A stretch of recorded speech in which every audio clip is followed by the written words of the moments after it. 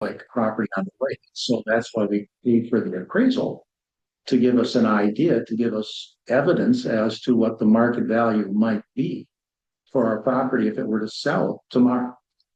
Difference between maybe an appraisal versus an assessor. The assessor for the state would say stick within your municipality unless there would be other comparable properties. An assessor might look at it by school districts. They might look at it with other attributes in mind. Again, we take the directive from the Department of Revenue. The Department of Revenue says you shouldn't limit yourselves. It's in black and white right here. You should not limit yourselves.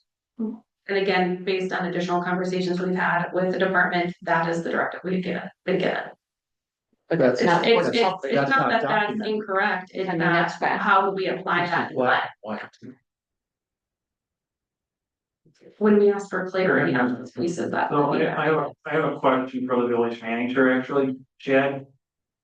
Not to put you on the spot, but I'm going off my memory.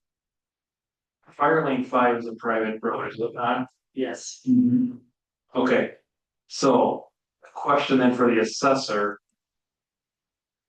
How do private roads come into play here? Because the closest square footage here, based on these comparables, including the one that within the appraisal that I'm seeing here is, for example, comparing to Harrison Road, which is not a private road, which means the individuals are not responsible for replacing the road and the snow plowing and et cetera, and roads are expensive these days.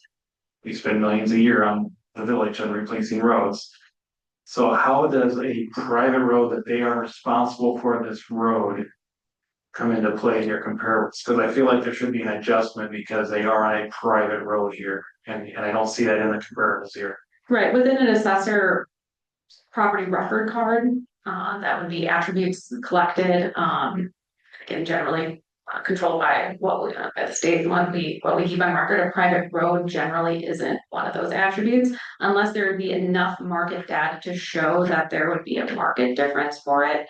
It wouldn't be generally something that we would adjust for. however, maybe you should, as seeing we pay for it. And the village does not. I mean, we pay for our own snow plowing and everything.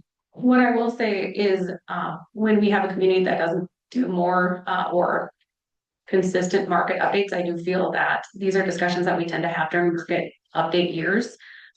So if we find that there's a trend or opinions that come from that, that's something we can try to do additional research on and see if there would be something based on the market analysis we did. We didn't identify, what would be a private road? Would there be a market adjustment notable in the data? No, we couldn't derive anything that would say due to the private road there was less value attributed to that road.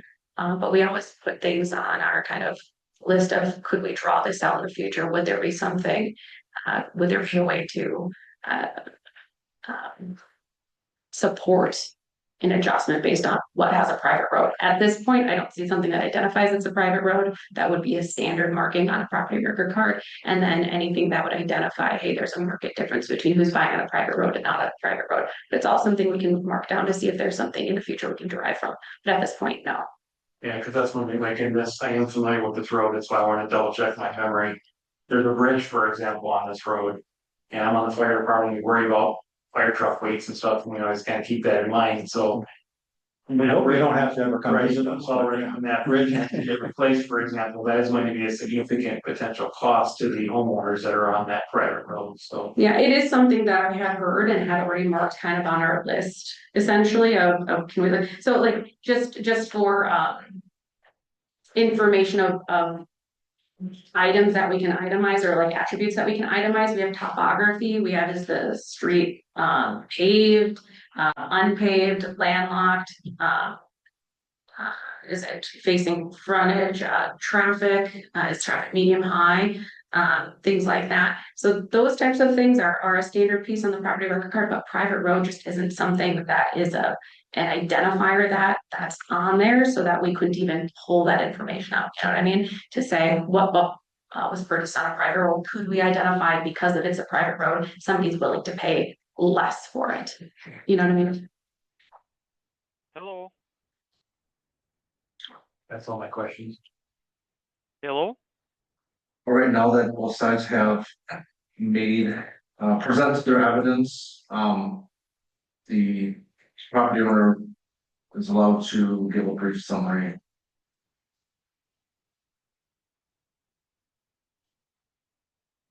Facts.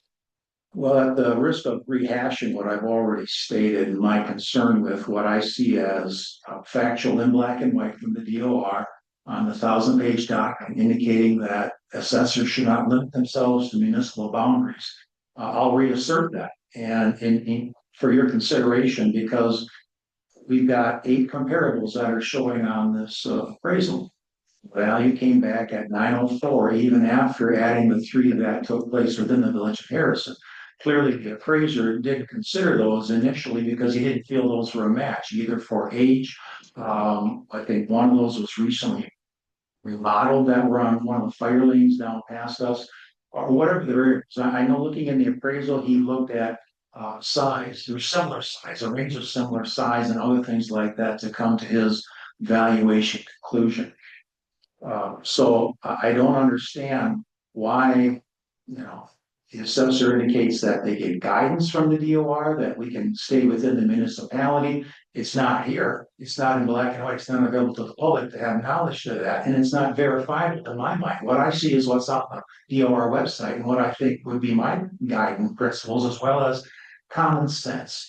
If you've got somebody buying a property that's 2 blocks from me and I'm in one municipality and it's identical, but they're $100,000 less than my assessed value, that tells me something.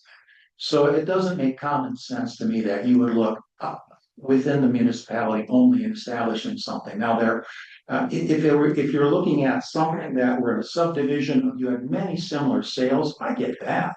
But the waterfront property, there aren't that many sales that took place in that sales analysis, and certainly not very many that were of homes that were similar to ours, that are reasonable comparisons. So I would urge you to consider that in your deliberations. And you look at the square footage, every room is almost double our square footage in our house. And she's referring to the comparables that came from the sales in the village of Harrison. Okay. Accurate. Gets to provide a summary. Again, if somebody notes in an objection that this is the reason why we're objecting, I was trying to lean into that information and be fair to what was presented to provide a more narrow view for how the assessor's office would have adjusted for the comparables provided within the appraisal. And that was what was presented to you today, and it didn't indicate any adjustments other than what was already printed. I hereby close testimony to this objection. The board of review will now deliberate on the testimony filed on this objection. I will make a motion to grant the objection and grant the 904,000.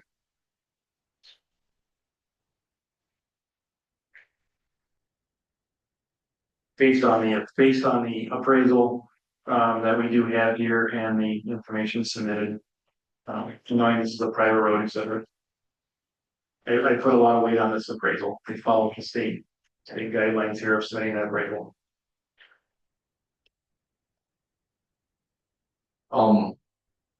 Okay. If you want to, Frankie, we can deliberate for seconds. Do you want to do that? Yeah, I believe we can't set per state or place. We simply I'll grant the objection. grant the objection. And I would second that. We have a motion to grant the objection and a second by Frank. Discussion. I'm gonna say I'm against granting this because you can't take different municipalities, different school districts and do the same comparison. There's reasons why even inside the village of Harrison, there are home values based on school district that are a block away they're going to be disparaged.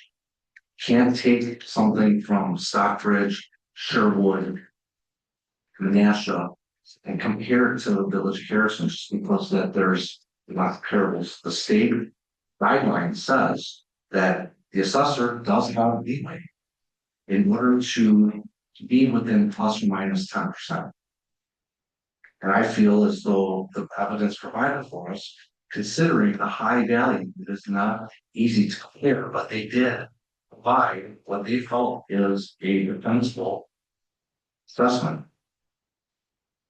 Even And to go outside to Menasha, to Oshkosh, to Stockbridge, to Fond du Lac, it is a big lake. To go outside the municipality, I think would be the service, because you got different levels of protection, you have different levels of service, you have different other services to provide. So I think we need to stay within municipality. We are one of the largest municipalities in the state of Wisconsin. We have the most lakefront than any other municipality in the in the Winnebago area. So to go outside of Harrison, I think, I don't think you should go outside the village for Harrison's. It would be a disservice to, I think, the rest of the village to say, oh, we're gonna compare waterfront property in Harrison to Stockbridge, knowing that we have a Kimberly School District, we have the Tech, Fox Valley Tech and all that stuff, and we got federal highways, we got all these amenities, close by, and people don't have to drive how minutes to work. I mean, you can't, it's not comparing apples to apples, so I will be voting no on granting the exception. So, respectfully, appreciate your opinion. I'm still in favor of granting the objection based on, I'm going off of the guide for property owners here, page 22, sources of information, where it says a professionally prepared appraisal is a reliable estimate of market value. And since I understand your concern with Harrison, seeing that the professional prepared appraisal did also include 3 comparables from Harrison, and the assessor does have, or the appraisal does have the amended note here stating that adding these, they did not feel changes the value. So I do feel that we do have a professionally prepared appraisal that is a reliable estimate of market value. Thank you. I understand your comments about different school districts and going outside, but the fact that it states in the state statutes there that not only can they, but maybe they should be allowed to include sales from a different municipality. The lakefront in Harrison is also represented by a number of different school districts. I mean, that even Harrison itself is quite different than, from Harrison Road all the way up to New York Beach, as far as school districts and really specific. I'm still inclined to second the motion. Okay, so we have a motion and a second. Go ahead and make your vote. Aye. Aye. I say nay. Right? Aye. Aye. Motion passes. The objection was granted. There you go. Thank you. Thank you very much for your time. We appreciate it. Next up, we have Dave, who should be on the phone. I'm here. For clarity then on that one, what am I adjusting? To the 9, what was it? Correct, where is that coming from, the board of each directing? From the That's improvement, from their appraisal. right, but land improvement total is the reduction coming from the improvement, one would assume? Let's see here, does the appraisal break down land versus? Be careful if you adjust the land, that would offset uniformly. But if it should be, Well, wait, so you need to hear this. Is there conversation regarding? Yes. I'm sorry, should I sit back down? What is the recommendation? How does that? generally coming from the improvement. Generally what's done is I'd be in favor of it from the board. Okay, thank you. I mean, I guess Frank was the second voting with it, so I want to make sure he's. I'm just for you to state the question, right? I wanted to just confirm that the adjustment is coming from the improvement value. The value of the house, Yeah, Okay, the structure. thank you. Okay, yes, that. You're clear then? Okay. Dave, you on that, Warren? Hello? Hi, this is Jill Randerson. Dave? Sorry. Dave, are you there? I'm here. Hey, Dave, we need to have you sworn in. Okay.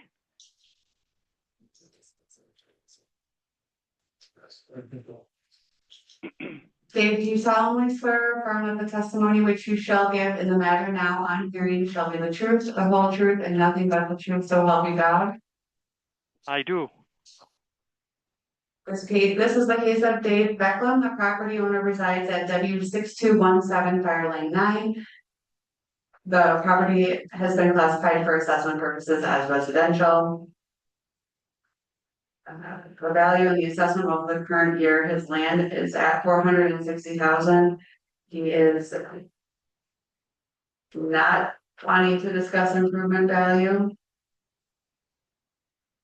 And then Dave, before you begin speaking, you need to state your name and address, please.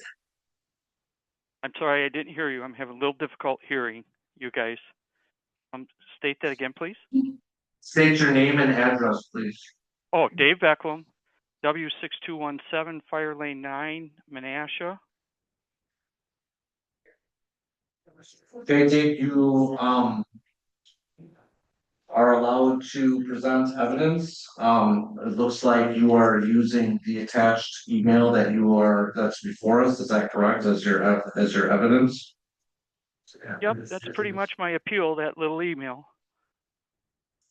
Have you guys had a chance to look at it? I know this was a late one, but maybe in a short amount of time, Dave, give us your case as to why, case to your objection. Are you talking to me? Yes, this Oh, is your time to discuss to the board of review Okay. here why we should this. I'll be quick, guys. It's pretty simple, not quite as convoluted as some of the others you've had. I have no issues with the improvements. Kyle, Cabe, and I have resolved that already quite a while ago, so we're okay with that. My biggest question was the linear footage on Lake Winnebago, the assessment of $4,600. Back starting on July 1st, I'd requested from the assessor's office many times for the formula. I said, how did you get to 4,600? Can you show me the formula, how you did that? Well, that's never occurred, not even up to this day. But about 3-4 days ago, business days ago, Kyle did send me the comps. So I had the 5 comps, how you extracted the $4,600 a linear foot. You'll see that on page 2 of my notes. It looks complicated, but it's not. I did the land and the improvements and the total value, and you can see on the first set of numbers there, I extracted just the land because that's all that matters. Below that, I put that on there just so you could see the addresses. 4 of the 5 comps are coming from North Shore Ridge, the new privately funded gated community. And I have a note on there on those 4 addresses. One address was from Fire Lane 12, and I'll get to that in 1 second. The 4 down in North Shore Ridge, I have never listed. They've never been sold. The 3 individuals that bought that 64-acre estate from Kimberly Clark, they were buying it for the lake frontage. Those 3 families, they own those lots down in the lake. So I called Jose, I can't remember his last name. He's from Caldwell Bankers. He's doing the listings because there's 11 inland lots down in that 34-acre complex, the OKC World Communication Center, 34 acres. So he said, Dave, I've never listed the lots on the lake. There's five of them. Only 4 of them are listed in this comp for comp reasons, and that's fine. But he made it very clear they've never been for sale, and we'd never had a sale. He said, I'm only selling the outlots. So just to clarify that.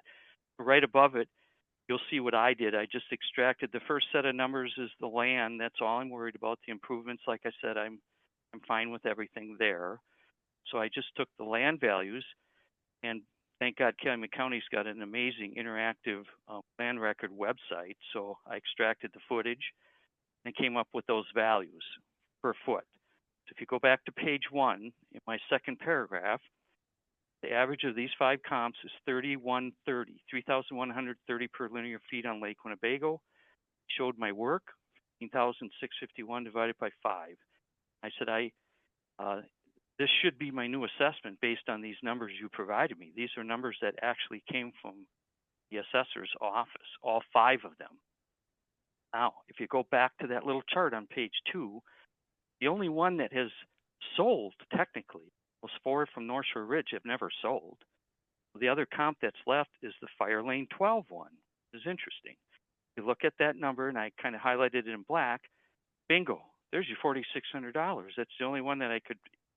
In my formula, I was trying to build my own formula, and I did work with people from the county, very active and involved in helping me with numbers, just so I understood how to do their website.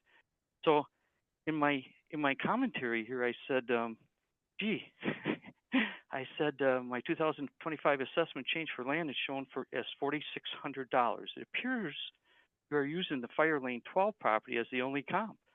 Under state and federal guidelines, Fannie Mae and Freddie Mac require at least 3 to 5 comps for new assessments, 5 being the suggested number. So I was very concerned about that. But in the interim, over the last 5 weeks, I've been very busy trying to get some other parity, get some other lakefront values. So I went to Sherwood, Menasha, and Neenah. Sherwood was extremely willing to offer me stuff. So you'll see on page 1, how did they come up with their frontage? And they don't do one size fits all. They have 3 different types of how do I want to say it? 3 different styles and types of beach frontage. They call it east, west, and central. So I took the 2 that were most expensive just to make things simple here. So I put my frontage as 100 feet. So my partial appeal, I'm combining Sherwood with these 5 comps just to get an average. Not sure if you would accept that, but I did it anyways. So here's Sherwood's current rates. So the 3750, that's my 100 feet divided by 2. So mine was 1875 per linear feet. But I was also aware that they're in compliance right now, but they're at 68%. So I adjusted that number. If you can see right below that, I adjusted that number 100% compliance. Here's my current appeal. So you take 1875 divided by 0.68. That's how you bring it to 100%. So there's your 2757.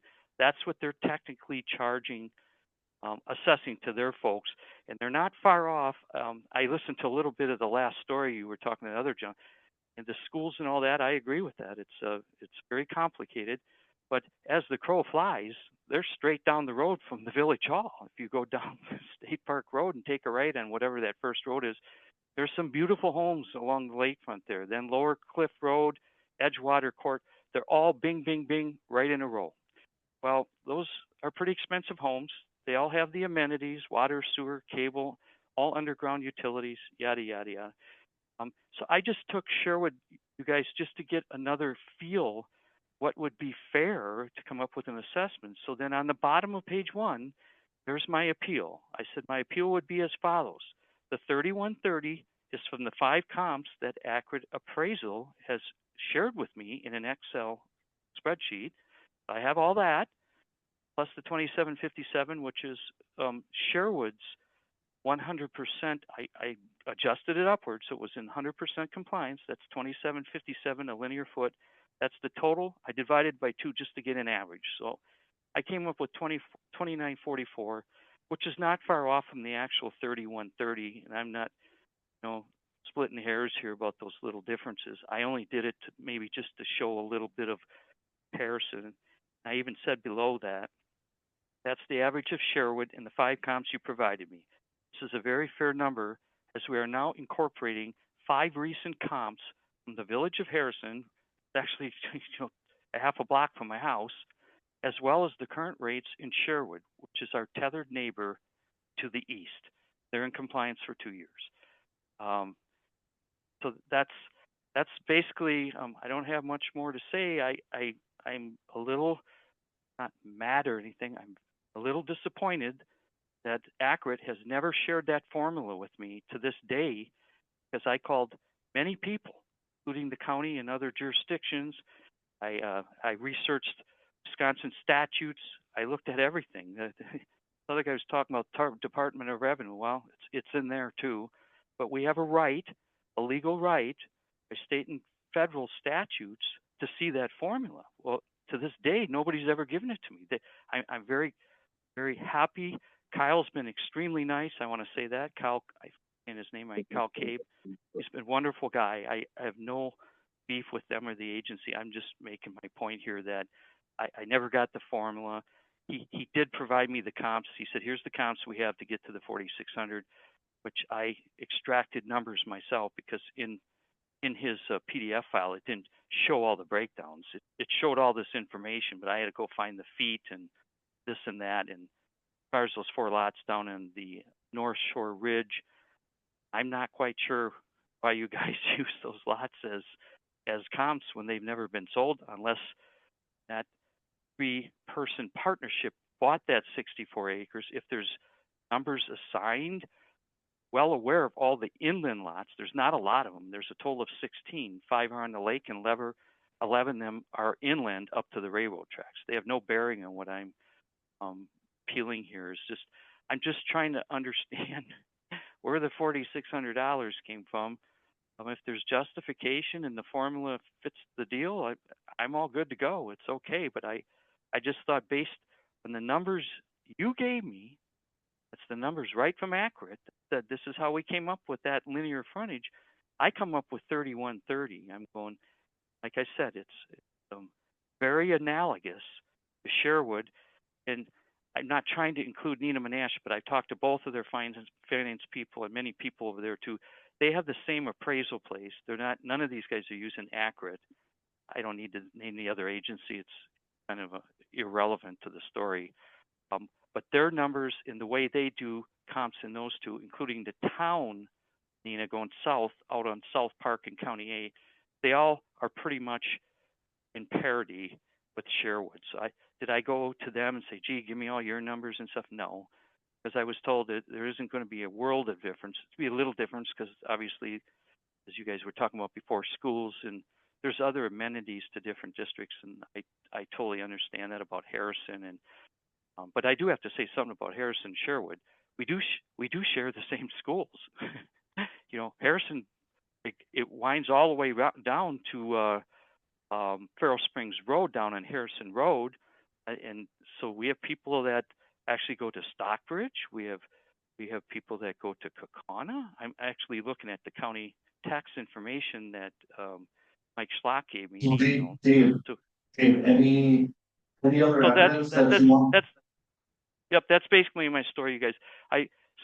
Just to end it, I'm basically looking for something more in parity with, based on the numbers you gave me. I mean, the numbers you gave me, the stuff you gave me, I came up with 3130. So you can forget it, Sherwood, if you want. I don't really care about it. I just kind of did it just to show a little comparison. I think that my linear frontage for my house should be 3130 as provided in your comps, which the email came from Kyle. And he said, these are your comps to figure out your linear footage. Well, there they are. So I'm gonna stop you there, Dave. I'm gonna ask the board and the assessor if they have any questions for you. Okay, yep, that's okay. Thank you. So my only question is, again, so you're objecting to the land value. You said your improvement value you're okay with. So your objection currently is land only. Is that correct? Yeah, I'm going to repeat what you said because you're kind of echoing, just to make sure I'm hearing you. Yeah, I'm not worried about the improvements or the house or anything. That's we've already kind of worked that out, Kyle and I. It's just the land and the linear footage. I'm just concerned. Is that the correct number, or why am I coming up with 3130 with your comps? I didn't understand. So is that what you were asking me? I'm sorry. Yes, you answered. Thank you. Yep. Okay, So the improvements isn't a question here. It's just the linear footage. That's the only question I have. Okay, so I'm gonna now give the assessor their due time to provide testimony. Okay. Sure. Again, and as long as everyone's aware, and this is the first time, I'm taking a look at it, but again, I wanna state, state statute.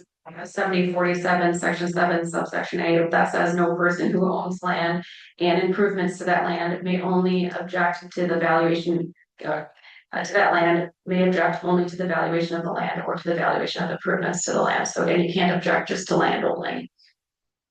Yep. Just, ma'am, you're echoing really bad. I'm I'm barely sorry. catching like, yeah, So what it's she's okay. I saying know you is guys are on a according- speakerphone. Speakerphones all do that, but boy, I'm only hearing like every third word you're saying. So what she is saying is that according to state statute, you can't object to just improvements specifically or. No, you can object to the improvement, but if you have improvements on land, you cannot object to land only. If it was a vacant land lot, you could object to land because there's no improvements on it, but again, according to that statute, you can't object to land only. If it has an improvement on it, which we've cited that this property does. Yeah, we're all done with the improvements. I just have a question on the land for the linear frontage. That's my only question. Right, and it seems like conversations with you and Kyle, you've asked for things, he's provided some things, it wasn't to the degree I understand of which you're looking for, and you have conducted an analysis on your own. But again, just given the time, I trust that the analysis was done internally based on the information that they saw, applied it again uniformly, which it also looks like that's been done, so an objection at this point to land only, you're saying that the improvement is not something you're objecting to, it wouldn't be something I'd add any additional information to at this time. But they're two separate things. The improvements in the land are two separate, totally different things, are they not? Or am I missing something? Yep. Yeah, the And house I'm versus the lake reading frontage all is two on your taxes. They're two totally different things. So what she's citing is actually inside the manual, the Wisconsin state statute. Wisconsin state statute. Could you provide, Yep, it's 7047, section 7, subsection A. should I write that down, Dave?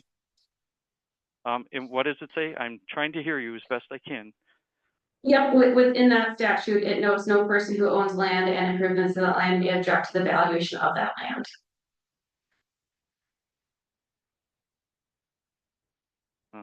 I'm not sure what you said or what it means. I apologize. Sure, so the instruction essentially says, or kind of the breakdown is if you have improvements on a land, you couldn't object to just land only. So you can only object to your overall assessment, not just. Oh, so it's The overall. land. Right. So if you said that you're already okay with the improvement, the land would be the only piece left there.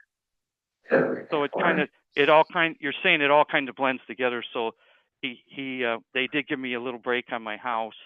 You're saying that needs to be factored into what the total number comes up to, including the lake frontage? Is that what you're kind of saying?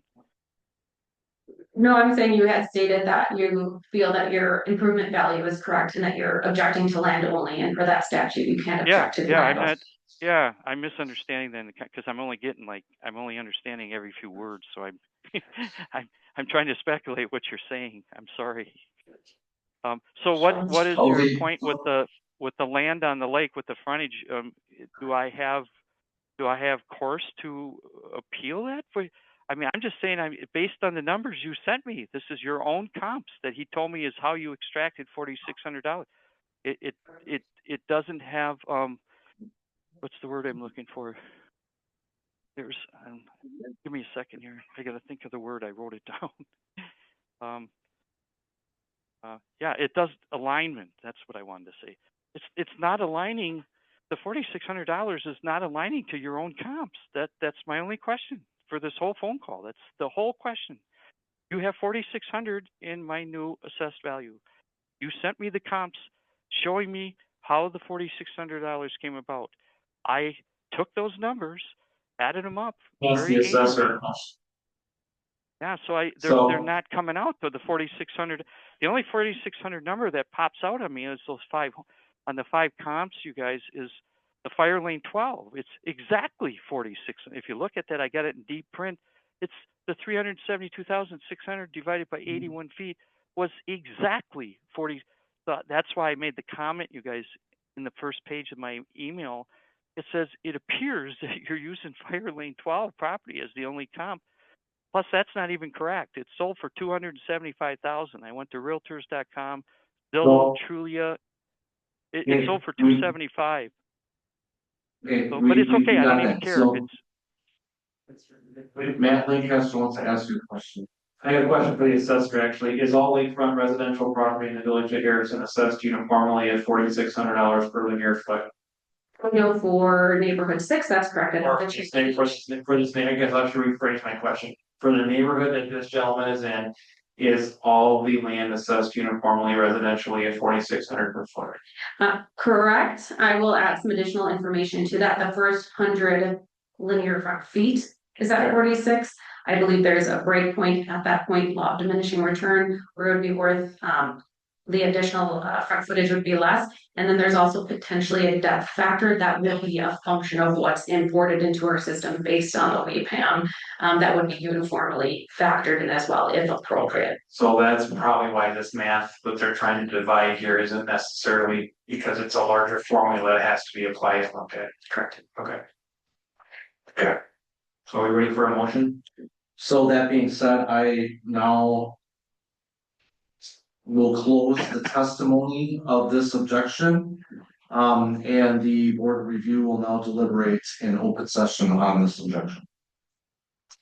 Based on the land in this neighborhood is assessed uniformly, I make a motion to deny the objection.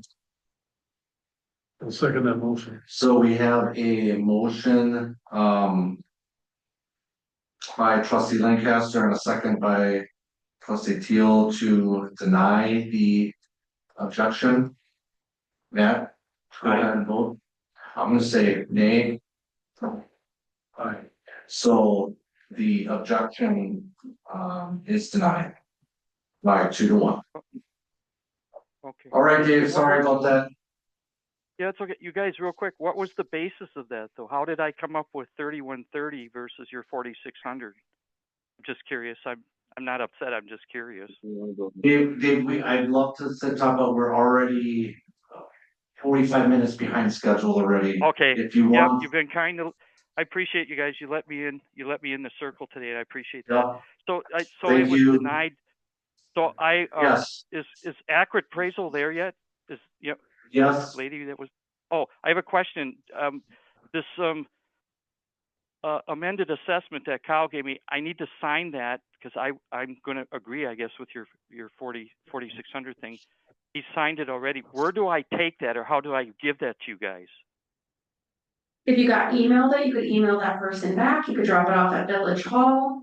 Again, it's not agreeing with it, it's acknowledging that you've received it. Can I just drop it off at where's your office, please?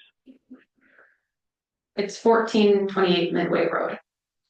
Okay, you're not far from me. How late are you open there tomorrow? I believe it's 4:30. 4:30. Okay, I'll sign it and just run it over tomorrow. Is that okay, you guys? Yep. Yes, thank you.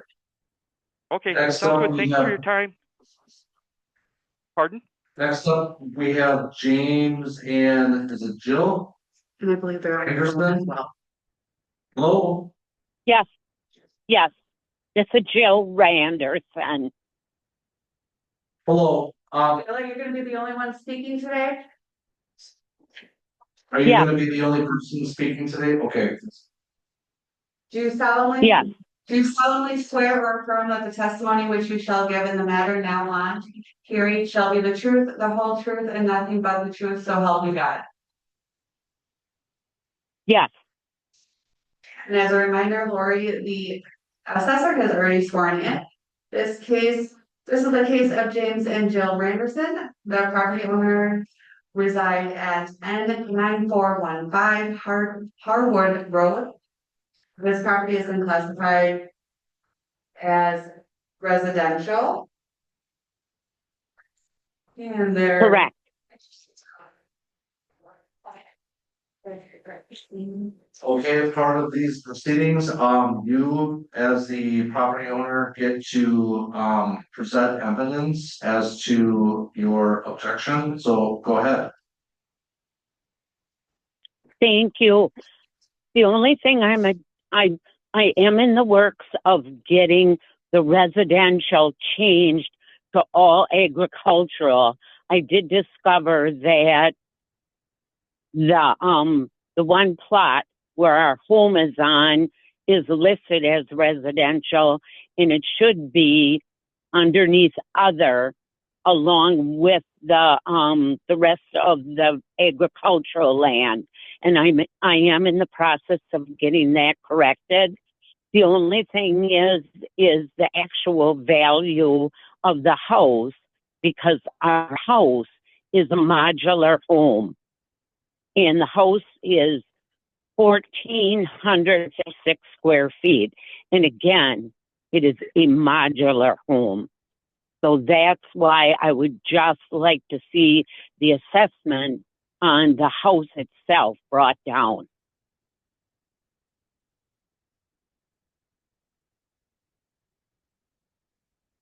Do you have any professional assessment done on your property? No, I haven't. Okay. Do you have any questions? Yeah, you had mentioned that you don't think that the lot that your house is on should be residential?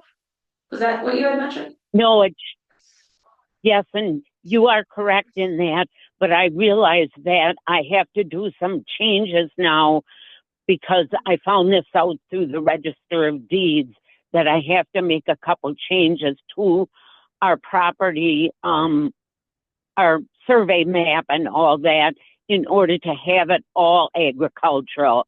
And that I'm in the process of taking care of, but it still comes back to the house itself is actually a modular home, and the house itself is only 1,456 square feet, which would bring the actual house down to 254.8.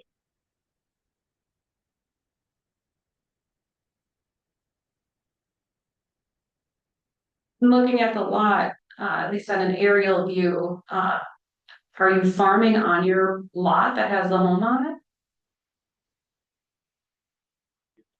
We do not have a loan.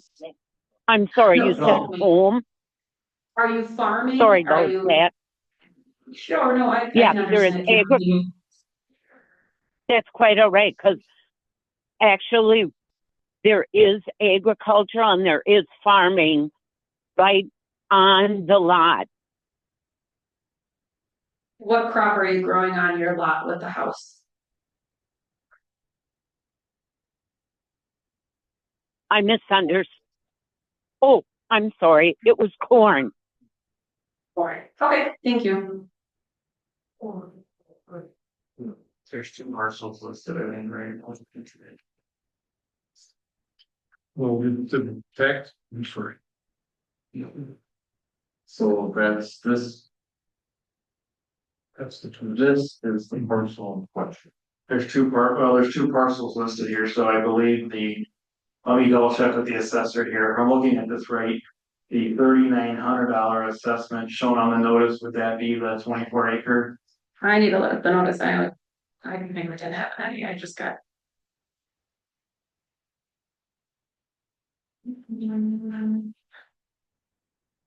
Because there wouldn't be anything with a deed that would need to be done. I'm not confused on the deed part, but perhaps the area that's being farmed needs to be measured or whatever to know what part is ag and what isn't, right? Yeah. Well, This is that little sliver of the 2.59 acres, the sliver to the south of the road should be considered ag property. The rest of it would be a residential yard because there's no crop on the north, south, or on the north, east and west sides, there's no crop there. correct. South side is the crop. And what I'm trying to identify too is if the home itself, if there's buildings and usage of housing materials to farm on that lot, then might be considered a G site versus a residential site. So that's where I was trying to also determine, for any class change. I suspect a lot as a whole is classified as, I believe she said, residential. Right. I think she's saying it should be as other, probably because of this agricultural piece on it. And Right. a lot. I just want to be careful she's doing something with the register of deeds. Cause I don't think she has to do something with register of deeds is what I'm, Right, that's what I'm trying to. right, I don't think this is a register of deeds issue at all.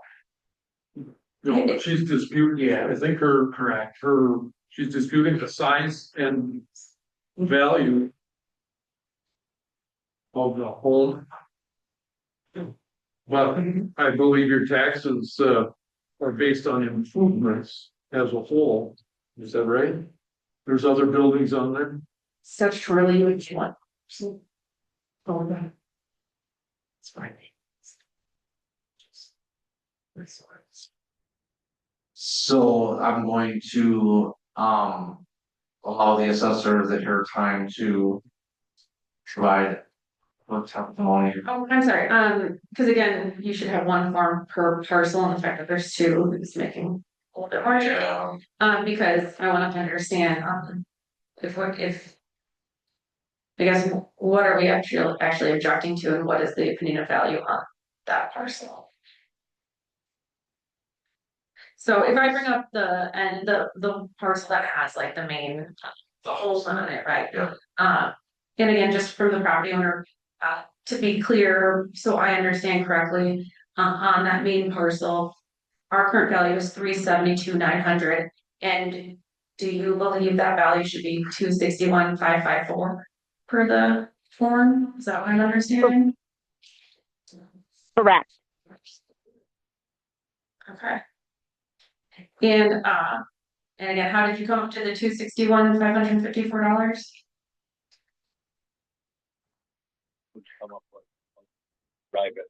Oh, that was the information that was sent to me from your office.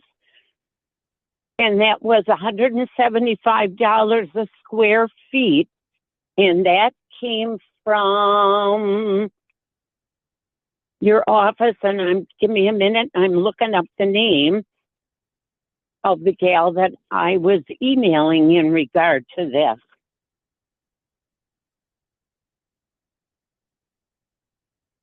And her name is Dana, REMIEN.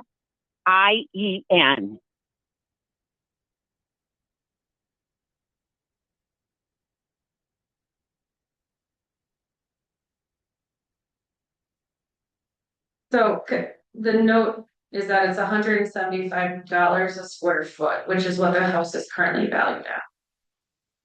Yes, that is what she indicated.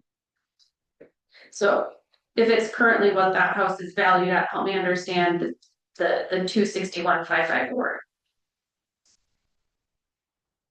Right, what you're looking at there is the house itself is $254,800, and then the just the acreage that the house sits on is $67,554 for a total of $261,554. 6,754 is what you believe your lot is valued at? Yeah, so if I'm sorry, I following your- misunderstood.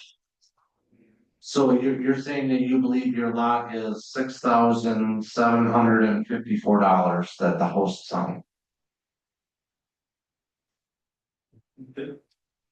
If I look at the Correct. math here, that's, on this objection form, they've got 26.59 acres tillable, so they're adding the 24 acres plus the entire parcel, including the house there, because you've got 24 plus 2.59 acres, that equals to 26.59. So they're saying the whole thing is tillable, which it's not, there's a house sitting on it, so the whole thing is not tillable. And just to break, well, I know we're kind of breaking procedure here, and it's a little bit more open discussion, but I just really want to help to kind of figure that out, so thank you. So again, if we're breaking down hers, it's the size of the lot, making it ag. So essentially not having a problem with the improvement value at this time. And did you take into consideration your detached improvements? I know detached improvements on your property. Like a shed? Yes, I garage? have. In that amount, yes. Yes, I have. So she's factoring in the detached shed.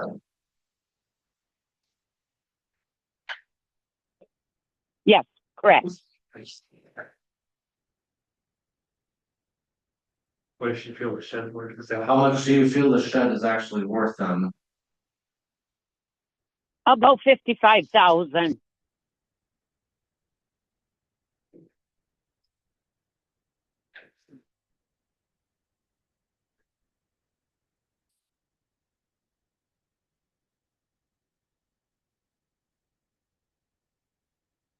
Cause if you don't have so if you feel the house is worth the 175 per square foot. Right, and at 1456, so 1,456 square feet, that's 255, 100. And That would then be if all you see, right, but again, that was the figure that I got from Accurate, was 175 a square foot. But again, that was Accurate's amount per square foot. And again, we have a modular home. I guess my confusion maybe came in because you put in the space that says basis for your opinion, is that it's at 175 a square foot, so if your Yep. opinion is Okay. different, I guess that's what I'm trying to understand. Yes. Okay. So how did you help me understand how then you would price your home?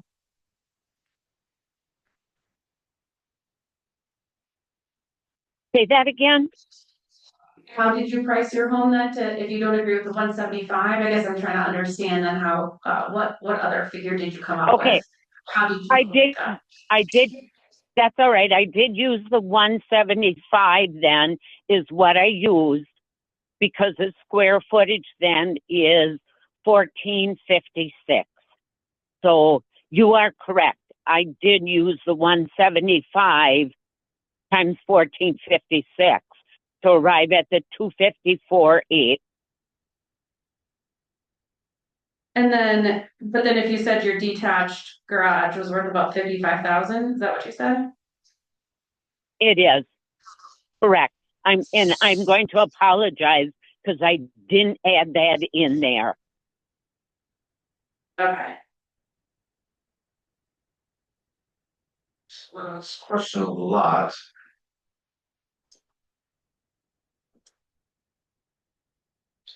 But I don't think the lot's worth 6,754. the lot's worth a lot more now? I don't. What do you have for land value of 2.59 acres?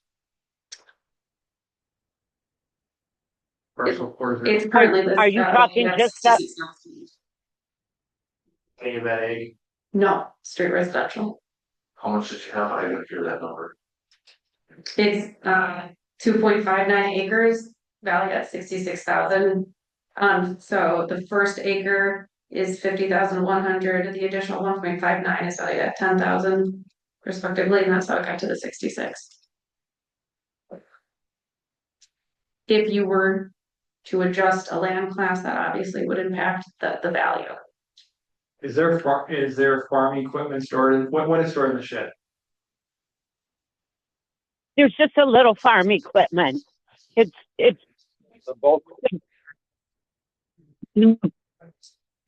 there's just some farm equipment in the shed. Well, we're talking, this is probably the only part that's still, right? If you were to make a data change, like that. I'm then sorry, it I would change. misunderstood. How long have you been farming that for? I'm sorry. Oh, the land. long Some of the have you land been- is rented. Some of the land is rented out for farming. how much is being farmed, or how long has it been farmed for? Over a year? All of 2024? Probably about 200 years. It's been agricultural.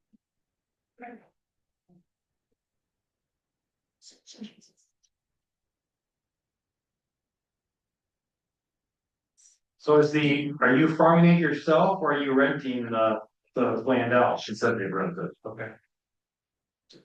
The majority of the land now is being rented.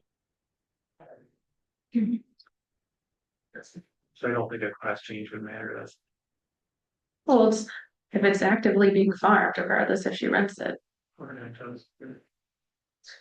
I'm just trying to. So is there a adjustment on this, or are you sticking to the? Legally, the roll has been signed, the assessor stays with the roll, however, if you allow me, I'm gonna do some aerial measurements once my Yeah. Wi-Fi decides to get there so I can see.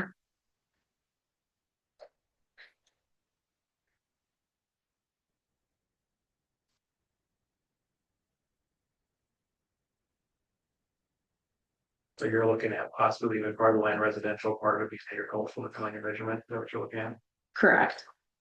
So it would reduce what is considered residential, so the totality of acreage would remain the same, a portion of the residential would reduce. And then ag would be created, and then it would price according to, again, the state sets the value for the ag land, Correct. so our system would automatically recalculate that. State says use by.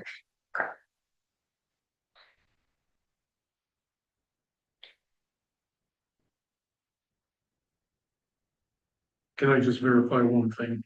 I think that this, she's disputing the 450,000 assessed market value.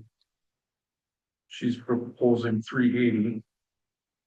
Are we talking about both parcels or just the, is this on just the, They're supposed to be discussed separately, so right now I'm only looking at the main parcel.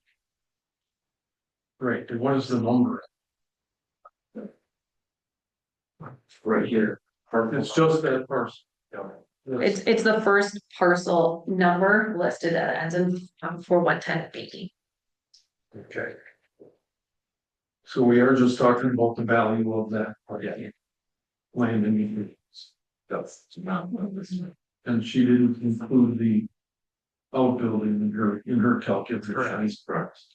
So if I were to, and we were to adjust just, not just off the GIS mapping and technically just kind of for that where it curves down over, it doesn't really extend it looks like it cuts off right there, yep. And then it kind of up and curved back, right? So that section looks like what's currently being farmed. Nope, that doesn't look like it's being farmed. Yes. Kind of following, yep, over and then up and around, yep. Is 0.42 acres. So the 2.59 acres of residential will go down to 2.17, adding 0.42 acres of ag. Let me look to see what we have for the neighbors as far as the till. To the larger lot over here.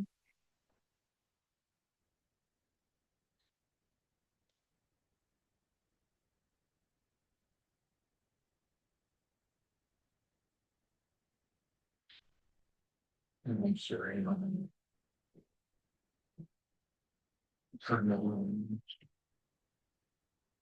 Which we have D12 second grade tillable as far as what that hump is inclusive to that other land. So that's what I would. All this right here. So if one were to make that change.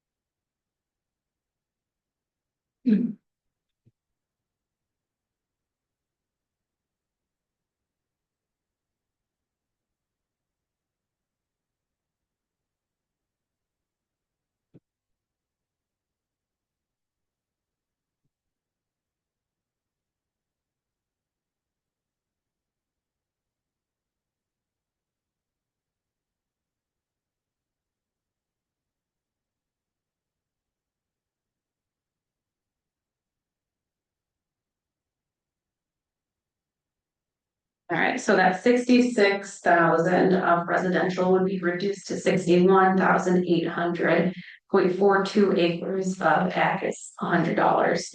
So it reduces the total land value from 66,000 to 61,900.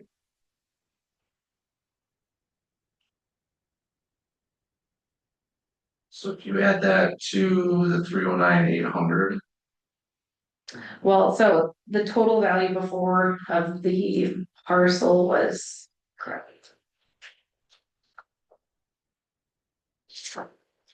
372, 9,000 or 900, and it would be reduced to 3,068, 700.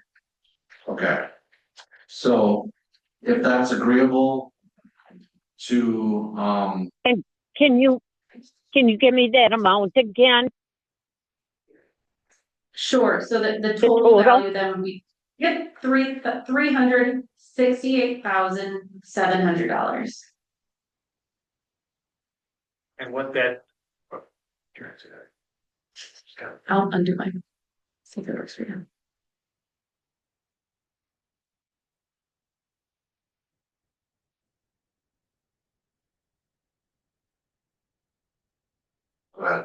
So what that's doing, you don't have to file anything with the register of deeds or anything. That is adjusting and making the correction for the part of that parcel that is being farmed. That's putting that parcel, the land being farmed back as agricultural land. Okay, and then as far as so I'm going to, if I understand this correct, then the actual improvements on there is going to remain at 3069, correct? Everything else would, everything else. Everything else would remain the same, correct? Which you noted you were on board with. The only thing is, and I'm getting back to that amount on the structure itself, then were you using $175 a square foot on the house structure, on the home? Correct, yes. Okay. And then you added in, go ahead, I'm sorry. and then that's all right. Then you added in the shed at 55,000, correct? Well, so let me see. So the way we have it broken out is a whole garage and garage, they might just have it split up into two sections. And in total, that's 46,800. And then your well and septic is technically a detached improvement at $5,000. So all improvements in it's 51,800. Okay. I understand now. And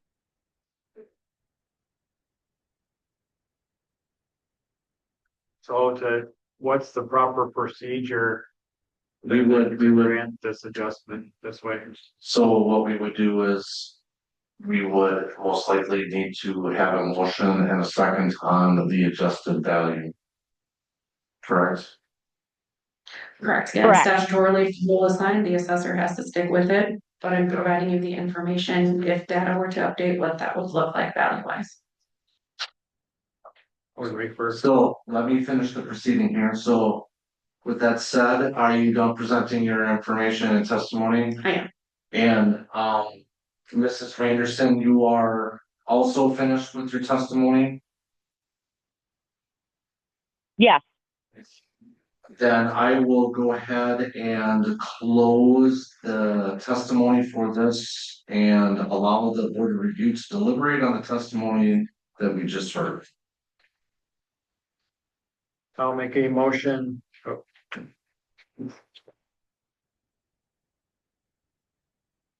I will make a motion granting the objection for the 0.42 acres of this parcel being agricultural use.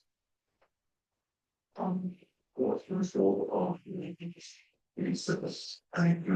we don't make numbers, but do we? Yes. Okay, for a total of 368,700. I'll second that. So we have a motion by trustee Lancaster and a second by trustee Deal. Any discussion? There being no discussion, let's go ahead and vote. Matt? Aye. I'll say aye. Aye. Aye. So the motion for the objection for the new amount of $360,700 is granted. Next up, Yeah, thank you. Can you just make sure she knows there anything? Thank you. Make sure she understood that. what's that? If there wasn't anything with the register of deeds that she has to file to make this change. Yeah, you just let you know you have to follow through with the register. She does not have to. Unless there would be a different Sorry, title she's fine. change that you wanna make with the register of deeds, as far as Right. applying that agricultural use, we've already done that to the parcel, so you wouldn't have to seek the register of deeds for that. Okay. Yeah. Okay, no, Okay, thank you. Next up, we have Lawrence Arnolderson. Sorry. Can I give you each a copy of something? First we have to get started. Yes, sir. Whatever you say, sir. Thank you, sir. This case is of Lawrence Alderson. Property owner resides at W6995 Fire Lane 3. The property has been classified for assessment purposes as residential. Land value is at 404,800, improvement at 266,000, for a total of 670,800. And Lawrence, could you raise your right hand to be sworn in, please? Lawrence? Did you read the last little bit? I thought you made a mistake. What did you have as a land now in the total? I apologize. 404,800 for Yep. land, 266,000 for improvement, and 670,800 for total. Accurate change that. We had made an adjustment, I can read it. This is what was on the original. Oh, no, I'm sorry. I apologize if I'm out of line. I apologize. We have made a lot of adjustments. I'm sorry. All right, then. For the record, the land is the same 404,800. The improvement is 106,500. So the total value currently is 511,300. Can you give me what my improvement total is though? So I got it. You did all them numbers and I didn't add them up. So again, land 404,800. Yep. Improvement 106,500. Total 11,300. Okay. Okay, thank you. Thank you. Sorry. Lawrence, would you raise your right hand to be sworn in? Do you solemnly swear or affirm that the testimony which you shall give in the matter now on hearing shall be the truth, the whole truth, and nothing but the truth, so help you God? I do. Please state your name and address for the record, and My please. name is Lawrence Henry Arnolderson, W6995 Fire Lane 3, Menasha, Wisconsin. Just as a reminder, Lori, the assessor has already been sworn in. So now that you've been sworn in, these proceedings, the person or the landowner objecting, you are able to testify and present evidence first, in which after you present your evidence, board review and the assessor may then ask you questions. Then the assessor then is given the opportunity to testify and present evidence on their behalf. The board or yourself will then be able to ask questions of the assessor. Once the testimony is complete, each party will be able to provide a brief summary, in which afterwards we will deliberate based on the testimony provided. Go ahead. Can I give you my information? Then I don't have. Do you mind if I walk up there? Yes. Okay. I want to get out of order. Thank you. There are probably some scribbles here. I apologize for that. You guys, the way you beat up them last couple of people up here, I got scared. So I try to do the best I could. Okay. This seems like, I feel like David, you guys are Goliath. So I only have one stone. Okay, I'm sorry. Who goes next? Me? Okay. It's your, Okay, you have the floor. okay. Thank you for granting me, Larry Arnallison, an appeal plan for my land. Okay? Mhm. Okay. The assessments near me, 6925, 6929, 6963, 6967, and 6973 are all for $271,000. Okay? There's somebody at 7015's got 120 feet. The other ones above me only had 60 feet that I just read off. Mine is 89 something, like we can round it to 90, but I think according to the map, it says 89 something, okay? And then there's one that's 6925 is at 271. So if I take my mathematically, and I heard her say something about 100 feet. Once you get 100 feet and then it changes and then it changes, but now minus 404, I feel it should be, I think on my statement, it says 380. So if you take 487 and 271 and divide it by 2, you get 379. But if you do it feet wise, what 404 is 4488, 271 is 4516, and 487 is 4058. And that would come out to 487. So I was just wondering mathematically if you could lower it down because of that. And somewhere in the middle of that.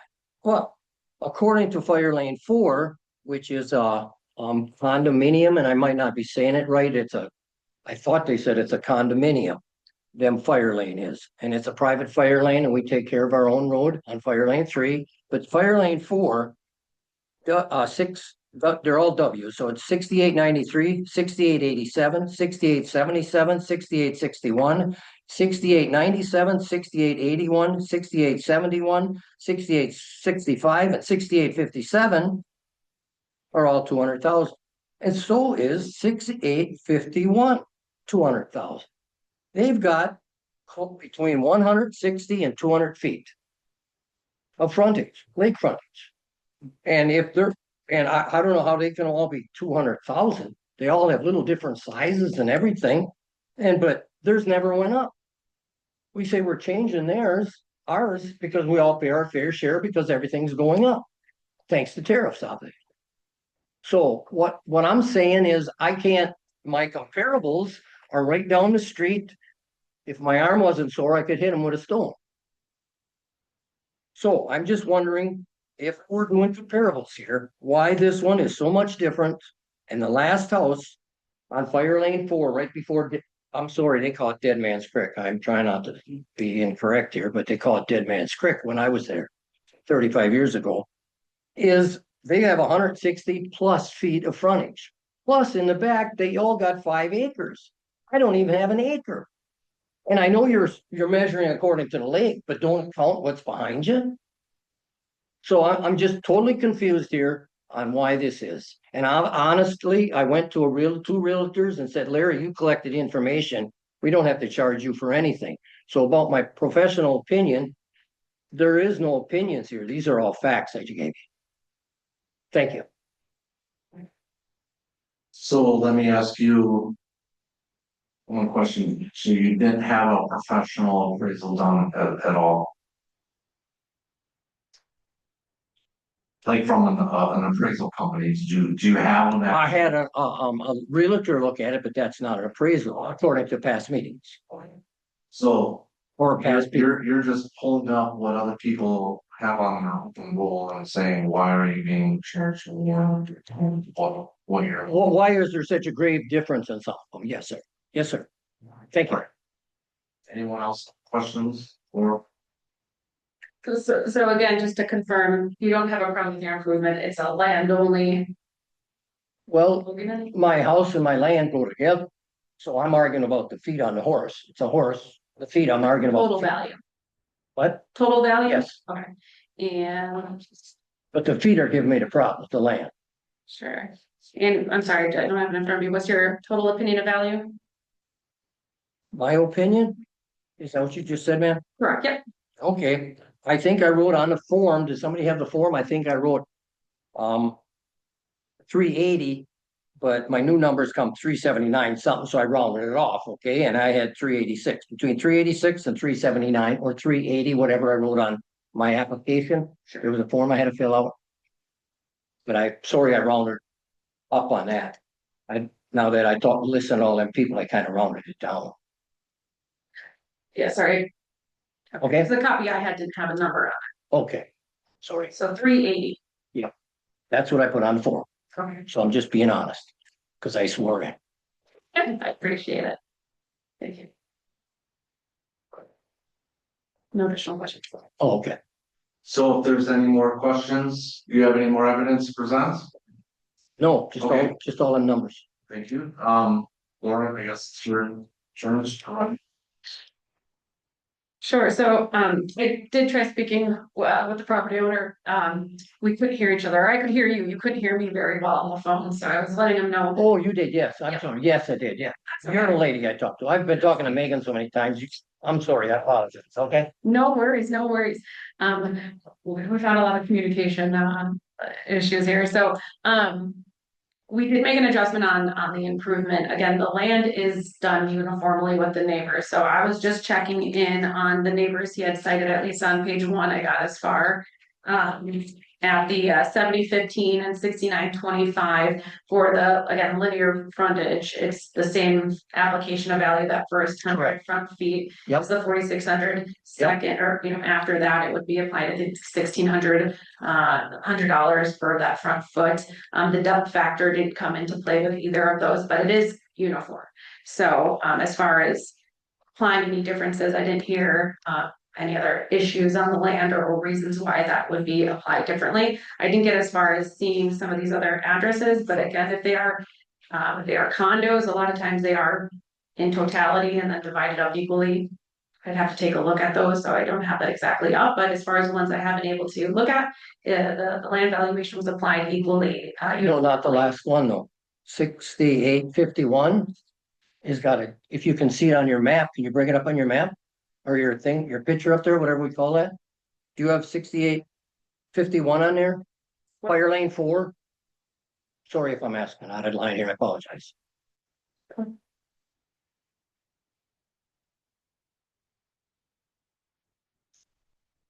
$68.51 fire lane 4. There it is, I think, right? Yep, see, there's the creek on the right-hand side. So are correct? these all lumped together? See the creek on the right-hand side? Okay, now that little white thing came out. Yeah, so that. Okay, that from would the be- creek, you go to the edge of the lake right there. You know, yeah, right there, sir. Now you go left or you're right, wherever you're going, right up to that first house is the best I could make by triangulation without going on to people's lot. They weren't home early this morning when I tried to do this. It's between 160 and 200 feet. That's what they got. And I don't know how clear the picture is. They've got bushes there. They got bark there. They got benches.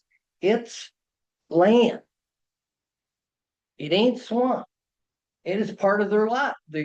I'm just saying. I know maybe all the other ones, if you want to give them 200 and never raise theirs, that's no problem. But that one is twice, 3 times what mine is. Yeah, I mean, I can do a deeper dive on those, but Yeah, as far as the okay, ones that. that's my look comparison. at in the other ones he's mentioned is applied uniformly in the same way. That the other But neighbors. you've already made an arrangement on the. Improvements been adjusted. Right. So is that where, since you've already agreed to that, we can't parse that out, or is that? So the land and the improvements, or is it the overall number? Technically, then he's arguing the overall number. From what he's testified. Correct.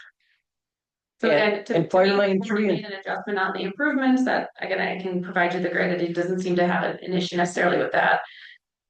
But again, the land is applied uniformly to. But 3 and 4 do not have a road between it. 3 and 4 are actually the same fire lane. So my neighbors aren't uniformly charged. Because there's not even a road there. You can't drive from fire lane 3 to 4. So I know it's 3 and 4, but they're neighbors. Fire lane 4 has its own entrance, but 3 and 4 were right connected. I mean, I could show you on the map, but it's hard to see the little lane where you walk Aye, okay. So they're, you said uniformly, and it's, I'm sorry. When somebody's down the road and I can walk to their house without crossing the road, I would think we're neighbors. Yeah, when it's, again, from what I can see right now, it shows up in totality. One, again, without doing a deeper dive, a lot of times that would be looked at in full and then divided out. If frontage is going to be the main factor, it also may have a depth factor because it looks like it's pretty far back if it's one lot that Yeah, they got, front and back.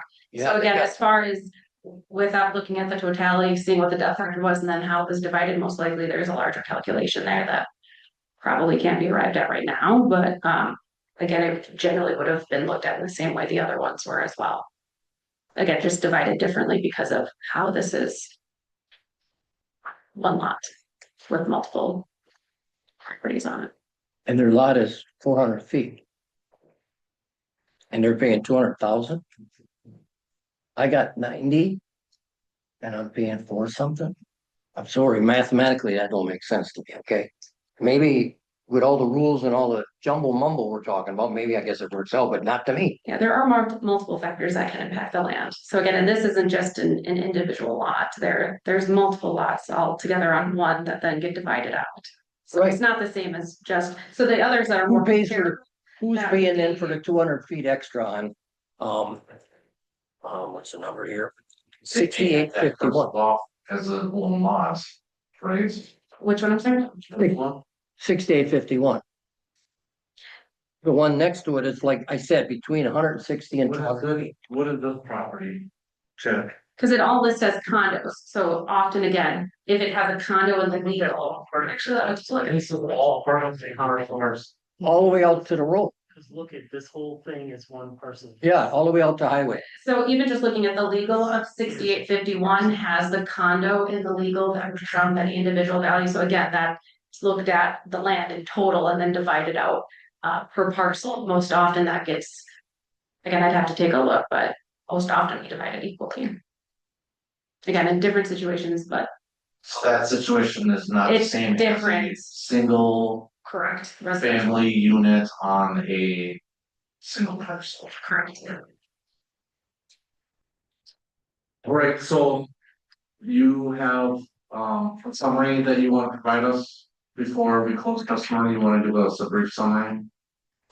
Yes, my summary is I can't believe nobody has to pay extra for that lot. And I know it's a condo, but, fair is fair. Everybody's supposed to pay their fair share in America, and that just doesn't seem fair at all. That they get 200 plus the last one gets, I don't know, close to 400. I didn't measure it exactly, okay, so I can't swear to how long it was. It's about 160 to 200, or could be more. And then they own all the way out to the road. Each one of your condos have owned 5 acres around there. I don't even have an acre. And that's why my comparables, they're right down the street, sir. If I had a good arm, I could hit them. So I think we're neighbors. And you say you can section them off. Well, I guess if the rich people live here and the poor people here, I guess the condos should get a break, because that's where the rich people live. Everybody on 3 says that. So thank you. That's all I have to say. I want to thank you, gentlemen, and the 2 ladies for listening to me. You do a really good job, and I'll shut up because you're behind. Thank you. Thank you. You have a summary for us? Yeah, I mean, again, the adjustment on the improvement has been made to be in line, and apparently are doing that land was uniformly applied, again, condo lots would be viewed differently, and again. Totality divided up, the ones that are individual and comparable apply the same calculation as the others within the footprint. That being said, I'm gonna go ahead and close the testimony portion of this. One more question. If I can interject. I have one more question. If you make it right, yes. Yeah, I'm sorry, I can't find it. It's gotta be here. Oh, yes, after this meeting, I have a few options left. The CERTIORARI action and the de novo review. And I will be settling both of them, and I will be taking this further, because if I do not get it adjusted, I feel I'm treating it unfairly. Thank you. Thank you. I will go ahead and close the testimony that, for this objection. The board of review will now deliberate the testimony, presented to us. Gentlemen?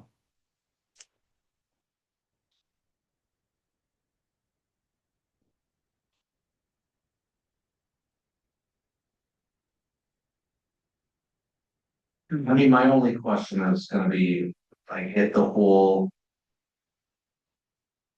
Why am I being charged differently than someone else, but the proceedings here is specifically just on this one property. We are only bound by state statute to only use the evidence. Presented, which in this case, we don't have a professional appraiser. So. You got your number. Your numbers is all I'm giving you. I don't need a professional for that. So. But what we're objecting to is we have a guideline that tells us. We have to follow certain rules. It says. Yep, no problem. Yeah, Thank you. and that's what we're bound to by these proceedings, so. Thank you. Yeah. That's my opinion is I feel like if you really feel like your assessment is not to fair value. You should be able to get an assessment or appraisal from a professional appraiser to contradict what is being assessed.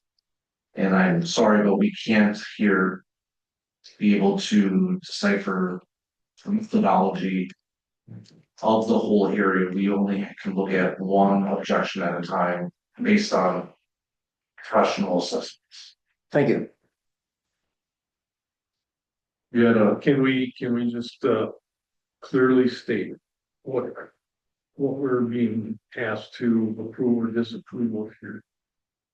The assessed total value of your property was X, and you're saying it should be Y. And those numbers are, because there's been some negotiation that's already gone. Correct. That's right. She has the correct numbers. I apologize.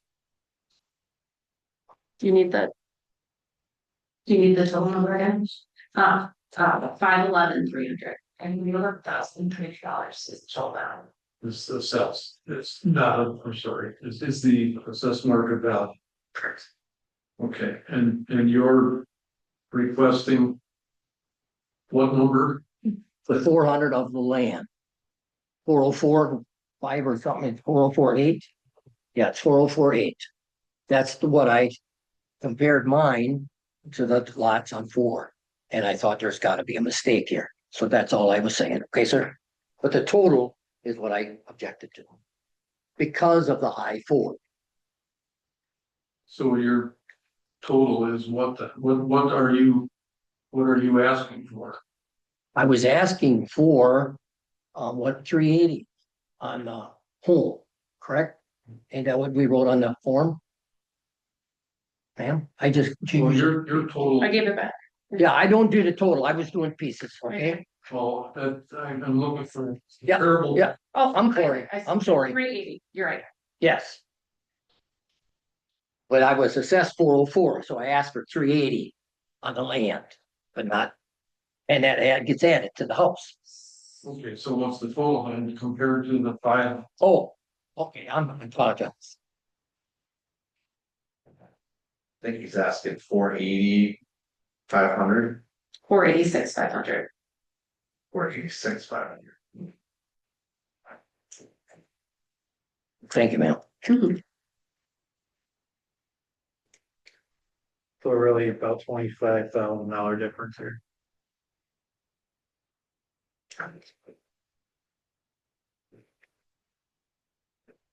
So can I ask you, why are you adamant about changing or lowering your assessment? I'm just kind of curious.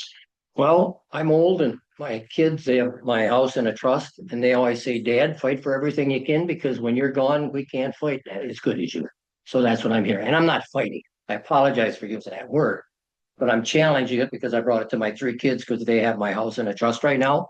And they said, Dad, would you challenge it? And I said, yeah, I guess. I mean, the reason to challenge that, I'm just. For as it goes up every year, it'll go up, you know what I mean? And if you, like saving a penny every day, and one day you add 2 pennies, and then the next day you add 3 pennies, your state fed, your taxes were gonna go up a penny a day, and all of a sudden somebody threw two or a nickel or a dime in there, eventually it's gonna be more, way more. So I'm just saying, let's be consistent. It wasn't adjusted for, I think, 10 or 11 years. That was my last assessment, and don't quote me on that. I'm trying to tell the truth. I don't remember when the last one was. That, yeah, I just think it'd be fair to go up a little slower than to jump as I think it did. So you know the national average. Home values went up 55% from 2020 to 2025. Yeah, but not in our, Nationwide, nationwide, but not in our neighborhood. yes. That's because the rich people on four built $1 million homes on lots that they didn't care what they paid. They lived in Chicago and just did it. Okay, thank you. I'm sorry. Just one question, Kristen. What was the percentage of increase for this particular parcel?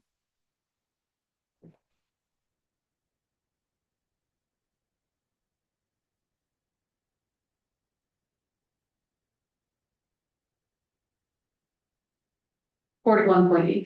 So it's lower than His that. taxes are gonna go, your taxes will end up going down because most likely now, there's all the different budgets have to get done, but your increase is lower than the average increase. So in general, if your increase is less than the average, that means you end up paying less of your overall share of taxes. Right, You might be surprised when you get your taxes. correct. But that's a Christmas present. Right before Christmas, you get taxes, and that's a long ways off. So I just thought I'd prepare to get a good gift. Okay, thank you. One of the problems is the time it's been since the last assessment. Correct, And this is a market value. It's. correct. And, No problem. Thank you, guys. I appreciate your understanding and your listening. You guys are all, and ladies, listen really good, and some of these stories get so long, so I'll shut up.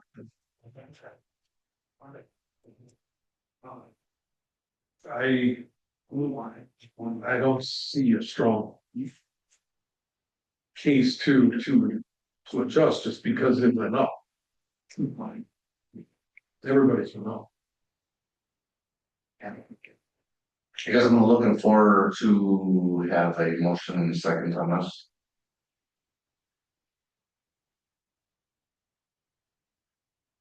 Based on the fact that we don't have a professional appraisal to counter the new value adjusted by the assessor. And the assessor made their adjustments, make a motion to deny, because we have no, I feel we have no choice based on the guy's property, we don't have an appraisal. If we had an appraisal to counter something here, but without an appraisal. I don't feel we have grounds to be able to adjust something, so I'll make a motion to deny the objection. Second. So we have a motion and a second for denial of this objection. Discussion. Okay, that being said, what do you vote, ma'am? Aye. I vote aye. Aye. So the objection has been denied. Thanks. Sorry about No that. problem. Yeah. Nope, thank you for your time. Ladies and gentlemen, thank you very much, Chair. You seem very fair. Yep. Most of the time. Chair.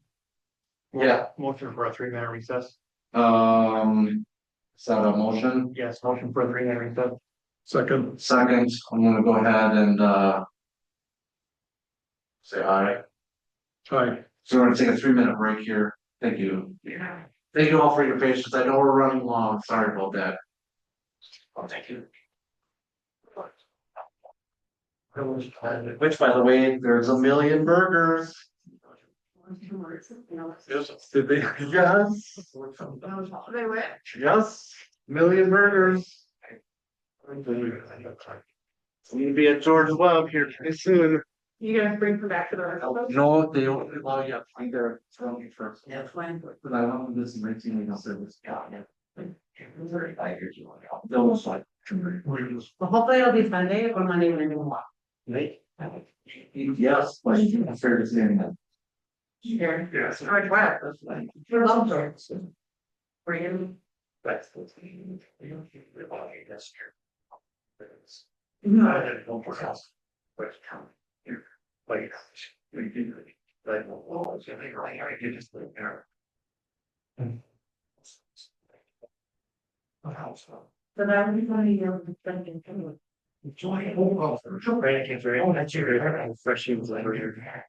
there's some leverage.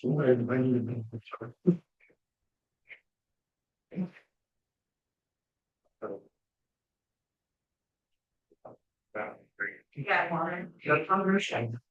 And once I don't want to do this thing, you know, I like something. Yeah. Yeah, I think you are. I can't have. I know what's the. I will take you off the train, like I said, you can still reach out and get she is still starting. It's the fun. You know, it's just you. That's why you're still there, because I was a clock there, you know. Okay. Have a good day. Good luck. Yeah, I can also answer questions. Okay. I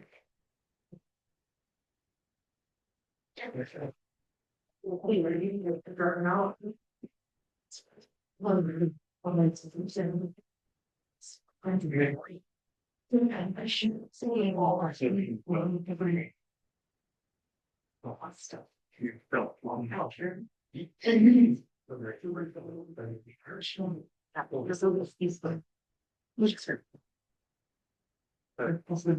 Well, I heard. Yeah, this one's, oh no, Yeah, so. this one I don't think is the one. I have these. I don't have a bat lead here, do we? That's in better. Okay. Yes, I don't think it's here. Yeah, I tried some. Yes. Yeah. Yeah, just like, okay. So we'll move on to her. It's like I have, one, I just don't want to do it. I'm fine. It's not, he says.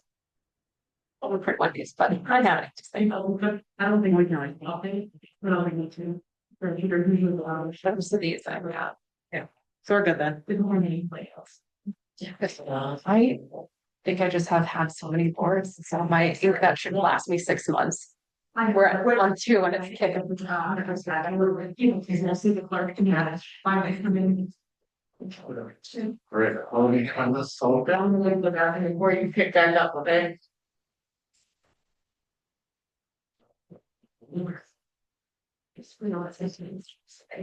So which one, Dave? Dave shoes. Can your arts come one place over on our tax it? Oh, I don't hear that. I was thinking your house here. All over, it's down here, he's there. All right, thank you. Dave cancels just said. Yes, Dave Shikowski, he was here in the last meeting, so that's the one. That's it. I know this, but yeah, I was a self already, because it's not time for trips, which, okay, so Dave's up, he's our Dave was the one that's just here. So I'm like, right, the one outside, it's all right, I was just, I was upstairs, there was a little ball, like, over. It's like silver, so it's just it. There's a song, I was in the life. Yeah, so, you know, you feel like, what? Right. We're going to. No, she goes, no, don't very bright. How you doing over there? Great, how you doing?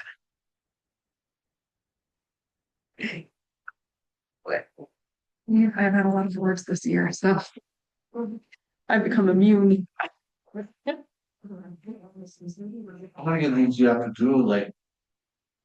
You got an after class across or something? Yeah, well, and because there's so many people by the office, I traditionally don't do this area. But the way everyone's schedule ended up working out, they had asked me to do it. So I do a lot of like Milwaukee County ones, but a lot of water frontage too with unique land, right?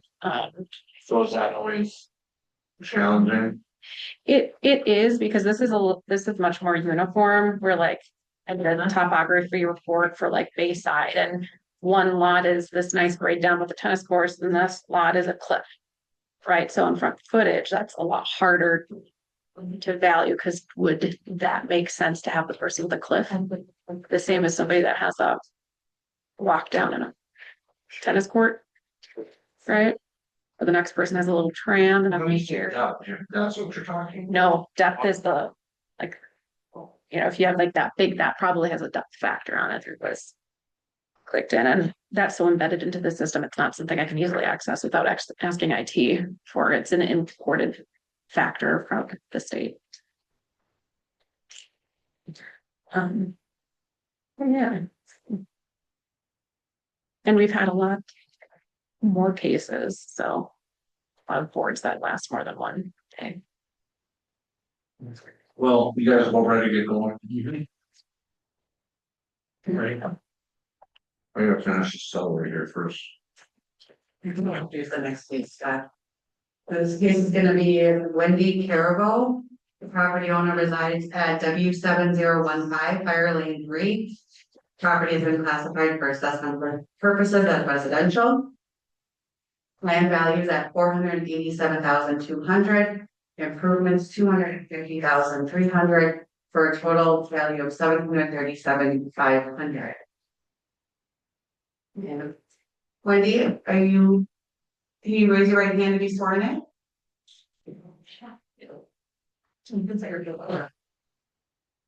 Do you solemnly swear or affirm that the testimony which you shall give in the matter now on hearing shall be the truth, the whole truth, and nothing but the truth, so help you God? Yes. Okay, when you're ready, you'll step up to the microphone and state your name and address for the record, please.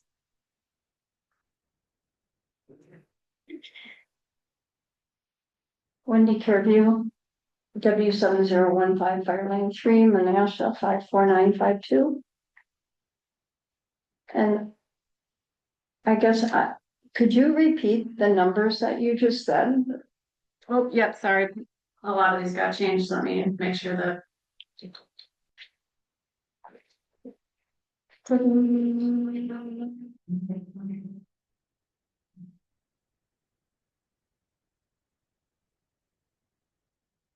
So Wendy and I did have an opportunity to speak. The value of the land is 487, 200. The improvements is 185, 400. Total value 699, wait, what, Wendy?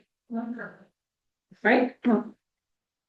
What we talked on Monday was the land at 487,200 and improvement at 182,400. Like this address is For the total of 6,696,600. Sorry, what's your property address? The land was 487,200. The address though. What's your address? W7015 Fire Lane 3.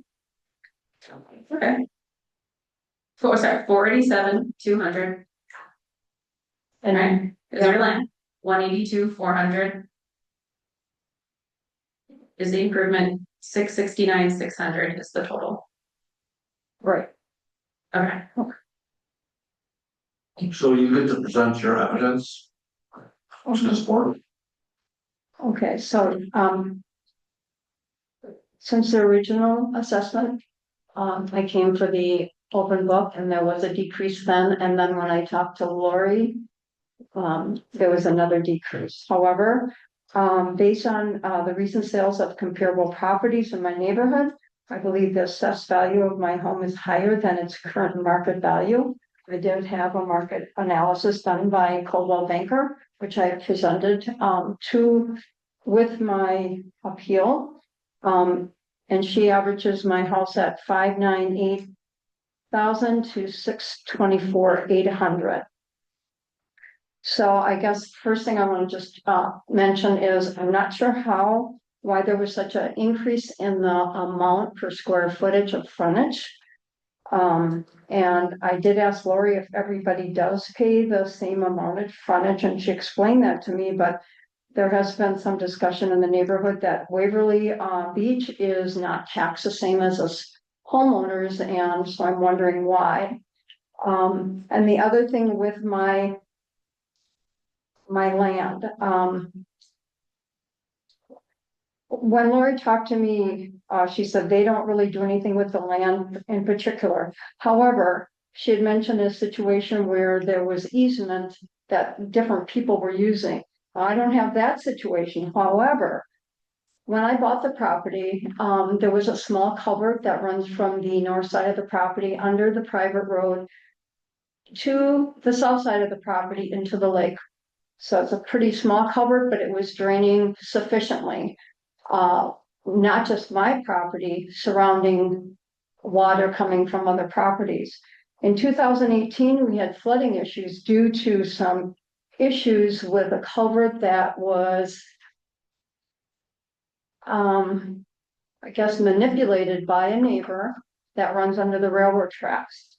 So I had a lot of water in my land, in my crawl space, almost like inches from the floor level. And that had been an issue, and we as a community had a engineering study by Deval, and the village of Harrison did put in an additional larger culvert next to mine that runs on my neighbor's property just west of me.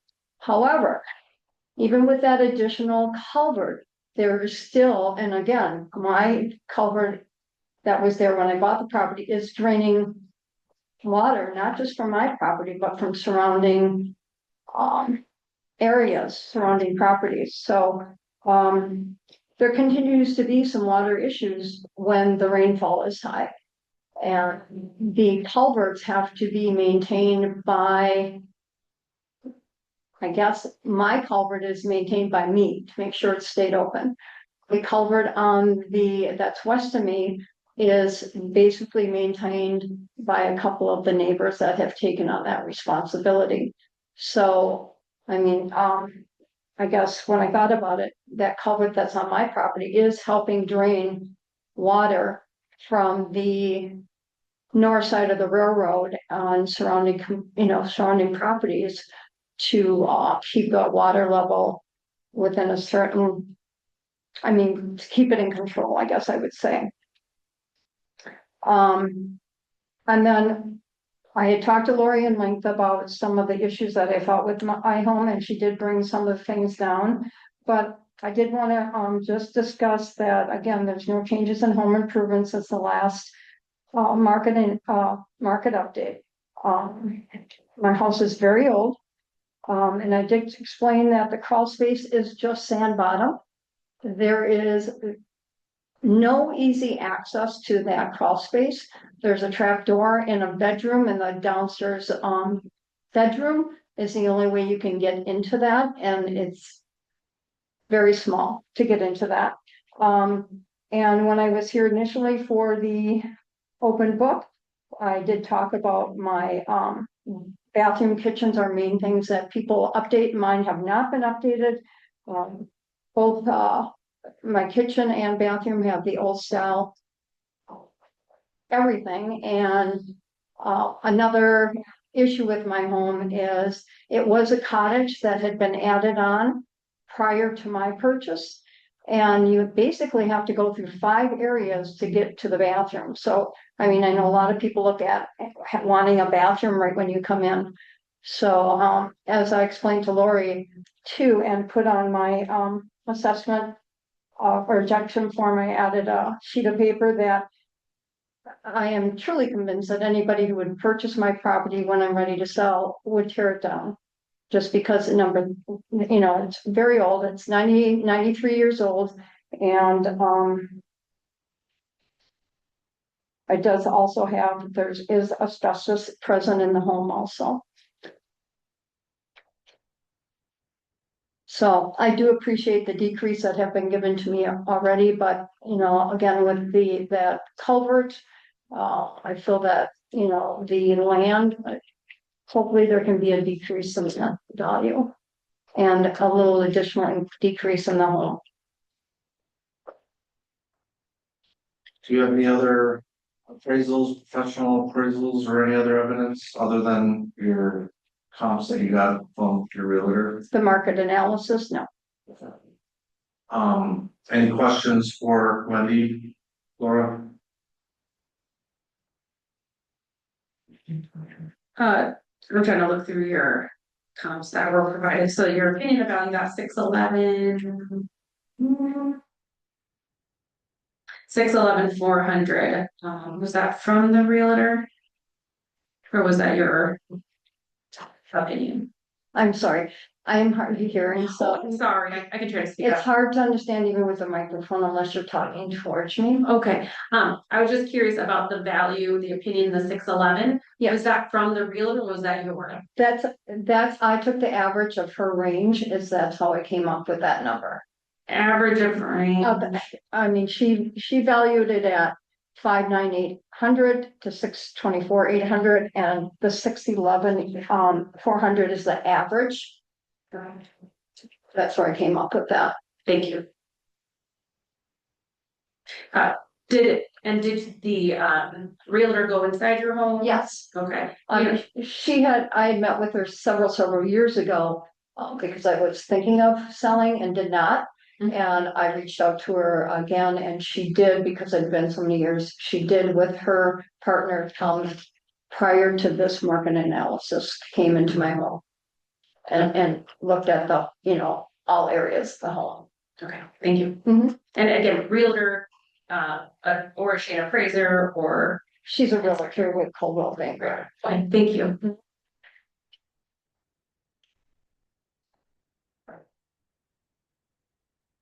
The property owner testimony and evidence, providing evidence over. I guess I'm gonna leave, to Laura, accurate to provide her testimony. Here.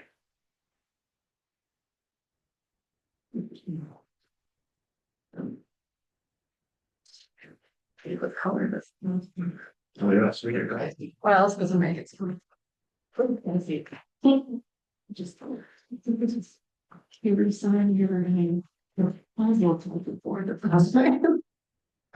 I did get an opportunity to speak with Wendy, go over her property. Again, we wanted to reflect the crawl space for the basement, not really accessible, just kind of sand down there, kitchen and bath.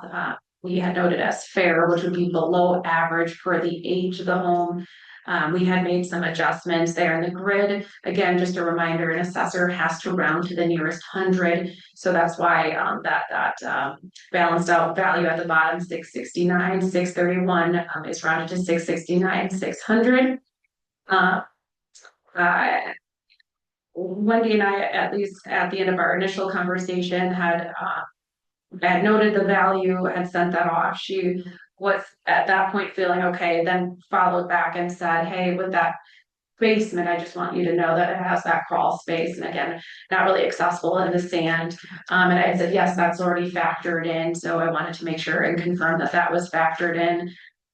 So again, land was uniformly applied as we had the other neighborhood properties that would be in that same neighborhood. And then again, the land improvement was adjusted according to like properties, again, trying to stick to the fire lane roads of kind of that, get as similar as I can with age and style. And again, I was trying to fit even the other one of these comps with some of those below average attributes as well. To minimize some of those adjustments that would have to be made. So that's how we ended up with the value on the roll, and that's where the assessor would currently continue to support the value. So what would be 10% of 100 or 611,400? Are you looking at the land? Or sorry, Well, what is the What's 10% over 611,400? what 10% of that, or what 10% over that would be? Yes. I believe you're within your margin at this. Oh, 672, 500. Yes, so I believe that what you have there is pretty close to being within the range that's provided by. Yeah, and I did take a look at the information that had been provided. A lot of it are listings that haven't sold yet, or some that had sold in 2025. And again, we would look at it as of the first of the year. So any sales that occurred after that fact, we wouldn't factor in. And again, so looking back at the analysis, that's where our adjustments came in. So we did, again, pay tribute to the information provided. I wasn't clear on adjustments and grids and anything that professional would have adjusted to. And again, realtor is a real estate professional, but again, not exactly gridded out to see what the system might have.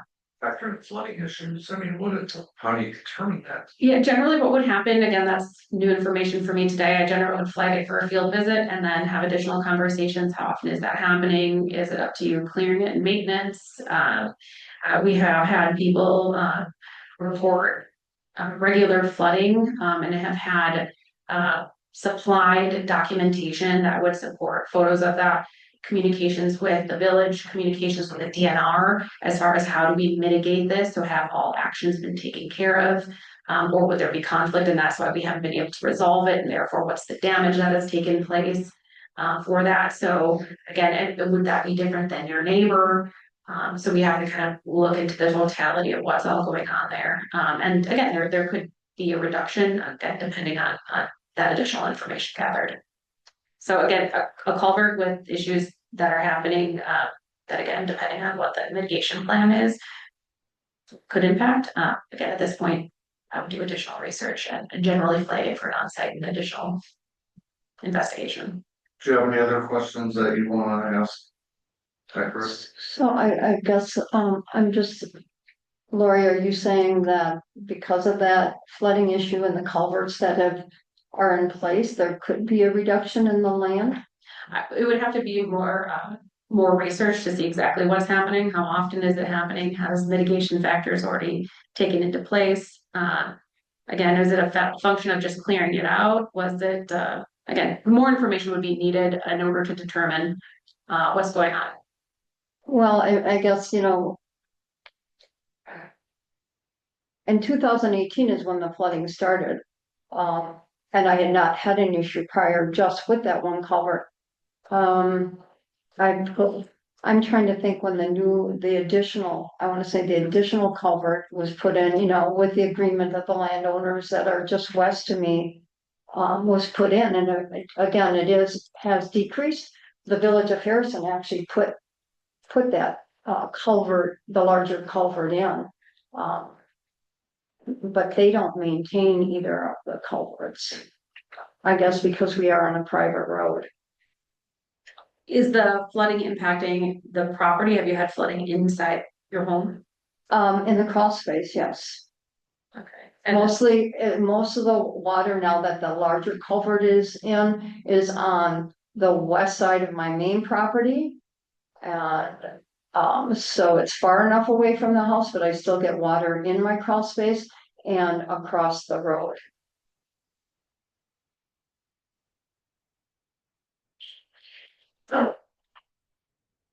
Anybody else have any other questions? sorry, one more question. Does it happen during heavy rains, or how often, like a year would that? Moderate to heavy.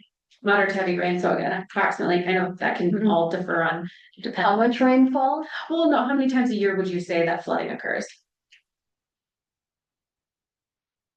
Again, it depends on the rain. If we would have gotten what Milwaukee got on Saturday, it would have been an issue. Sure. So Which I was driving through, by the way. I'm sorry. Which I was driving through. Oh, yeah. So my statement was better than me, but, in the last several years, probably 2 to 3. 2 to 3 times a year, 2 to 3 times. That the water level gets so high and comes up, goes across the road, because even the 2 culverts that are in place can't handle. So it's not an issue with the culvert itself, it's that's not enough to mitigate. Right, to maintain it. No, when there's been an issue with the culvert, we get that taken care of, get them cleaned out. I mean, because that has happened, because we can't control the sand and debris that comes in when that water, when we have a onshore wind. So the neighbors help clean them out, and then they're running, but it's because of so much rain. When we get so much rain, the water level gets pretty high.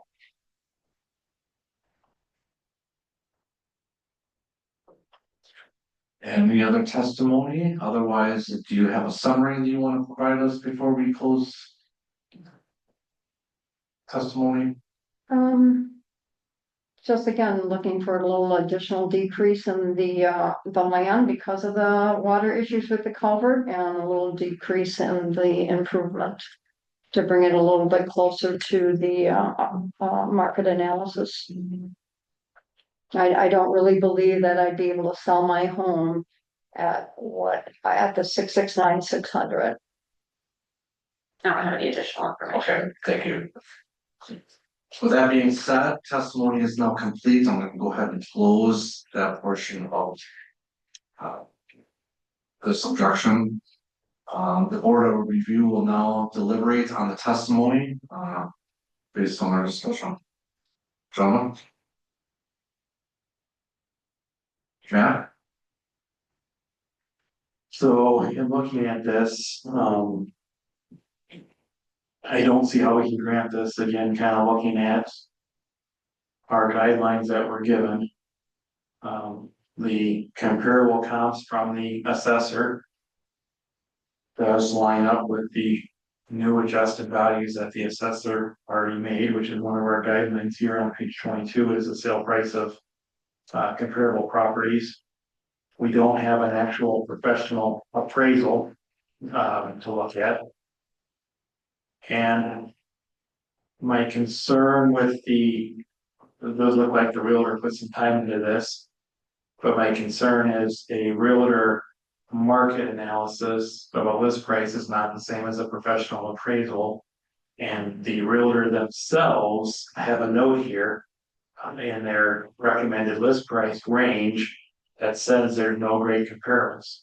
So if there's no, and that they pulled in non-waterfront homes in the village of Harrison as part of this list price they gave, and so it's really not, didn't really have true comparables then based on their own writing here versus the assessor does have comparables. Seeing similar styles of farmhouse and age and condition here that line up with the new adjustments. So I'd be inclined that we have to deny this, I believe.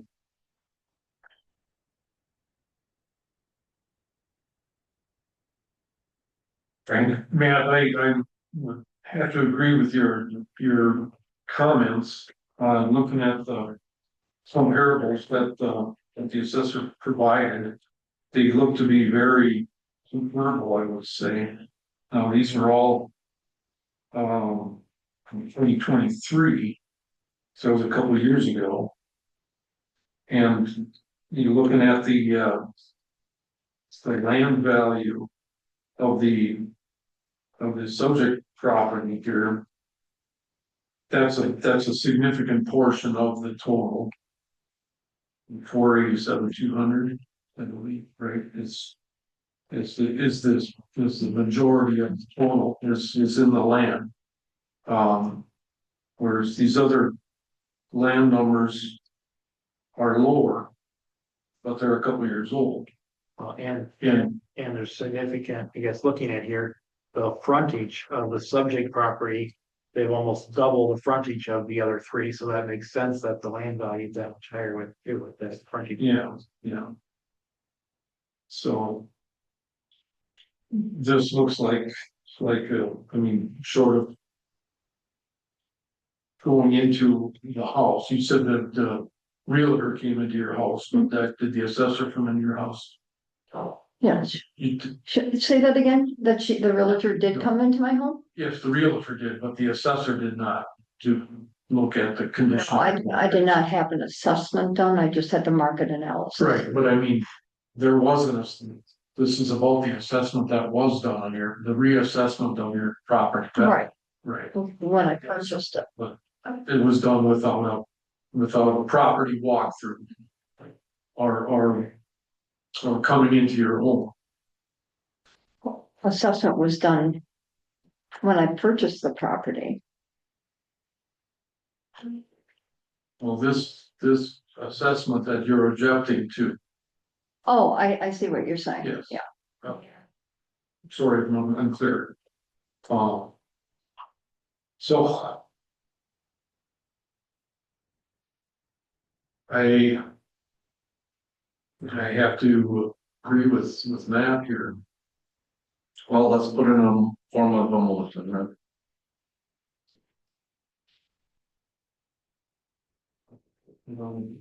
I would make a motion to deny the objection. I'll second that. So we have a motion by trustee Teal and a second by trustee Lancaster to deny the objection. Matt, how you vote? One comment discussion wise, just would ask the assessor to flag this for next, based on some of this stuff we can't decide today, but that. Review some of these additional issues for next year, you probably already did. Yep. So I, Aye. okay, the objection is denied. Sorry about that. Okay, so the assessment stays at the 669,600. Yep. 669, and then the assessor will be contacting you next year. Oh, I don't know when you guys do those reviews, probably next year, you start that to actually flag the property and come and walk through it. You're very hard to understand. The assessor will also contact you to actually walk through the property next year. Okay, well, they don't have to do that. It's just that, you know, I felt that because of the land, the issues with the culvert, that could have been a potential for a decrease. Well, that's what they would have to come on site to investigate and check into that. That's what they would come do next year. I mean, I had pictures, I mean, but that was, you know, the flooding in 1819. Well, you know, each time I did not take pictures, so that's okay. That's okay. I mean, that would be the main issue. I mean, I could take pictures, but it's. And we'd also just want to see the neighbors to neighbors too, to see not just yours, but that may. But that's okay. That's okay. You don't have to do that. If it's denied, it's denied. Okay with that. I mean, you did give me some discounts already, so. If it becomes a bigger issue, I guess, I guess if the water becomes a bigger issue, I'd come to the village to say, hey, we need another solution to deal with it. Like, we had a committee, which I was part of it, when the flooding started in 2018, with changes in the culvert under the railroad, changes with water coming even from the other side. The guy that's sitting right there on the end there. Well, and just preface that this is all private, so I don't know how much the village is gonna do, and I don't know how the village did what they did in the past when it's private. Well, like I said, the village did put in the larger culvert, so, I mean, and it has improved, definitely improved the situation. But I, you know, like I said, so I'm okay with, you know, they don't have to come out. I will take pictures and bring it to the village if there's an issue in the future. Okay. All right, does that sound reasonable? Yep. Okay. Thank you. Next up, we have Aaron and Mike Johnson. Mark. Karen and Mark Johnson.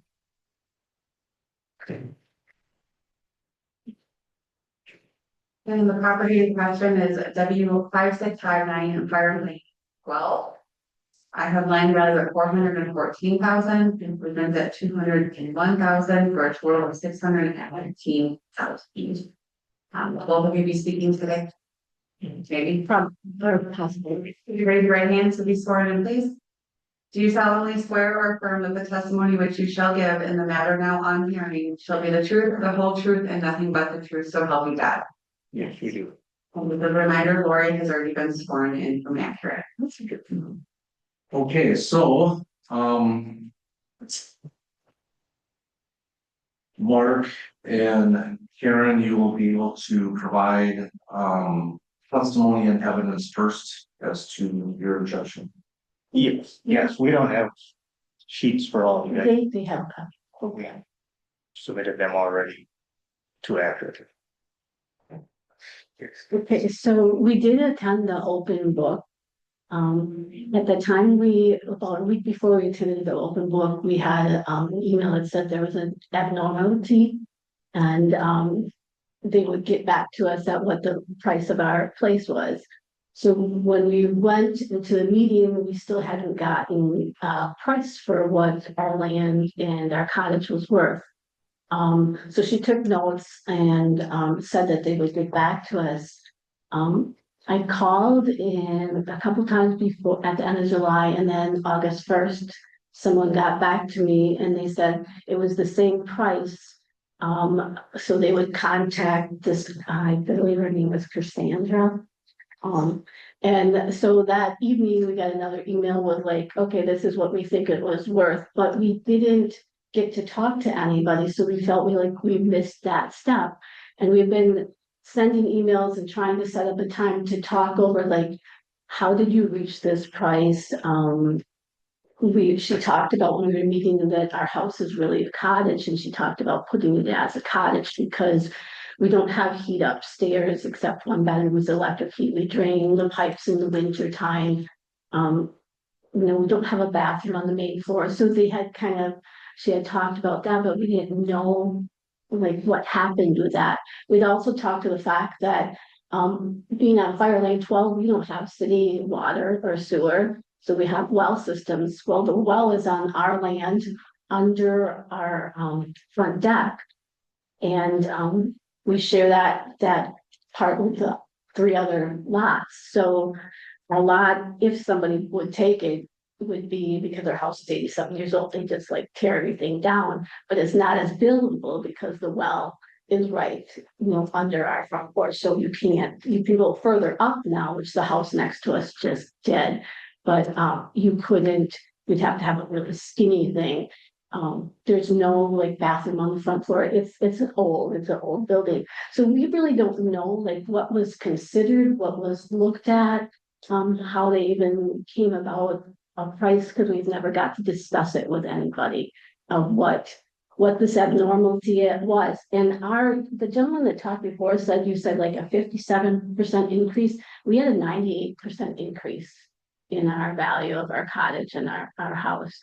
We do have 3 assessments done by professionals. One was in 2020, which is too long ago. One was 21 and one was 23.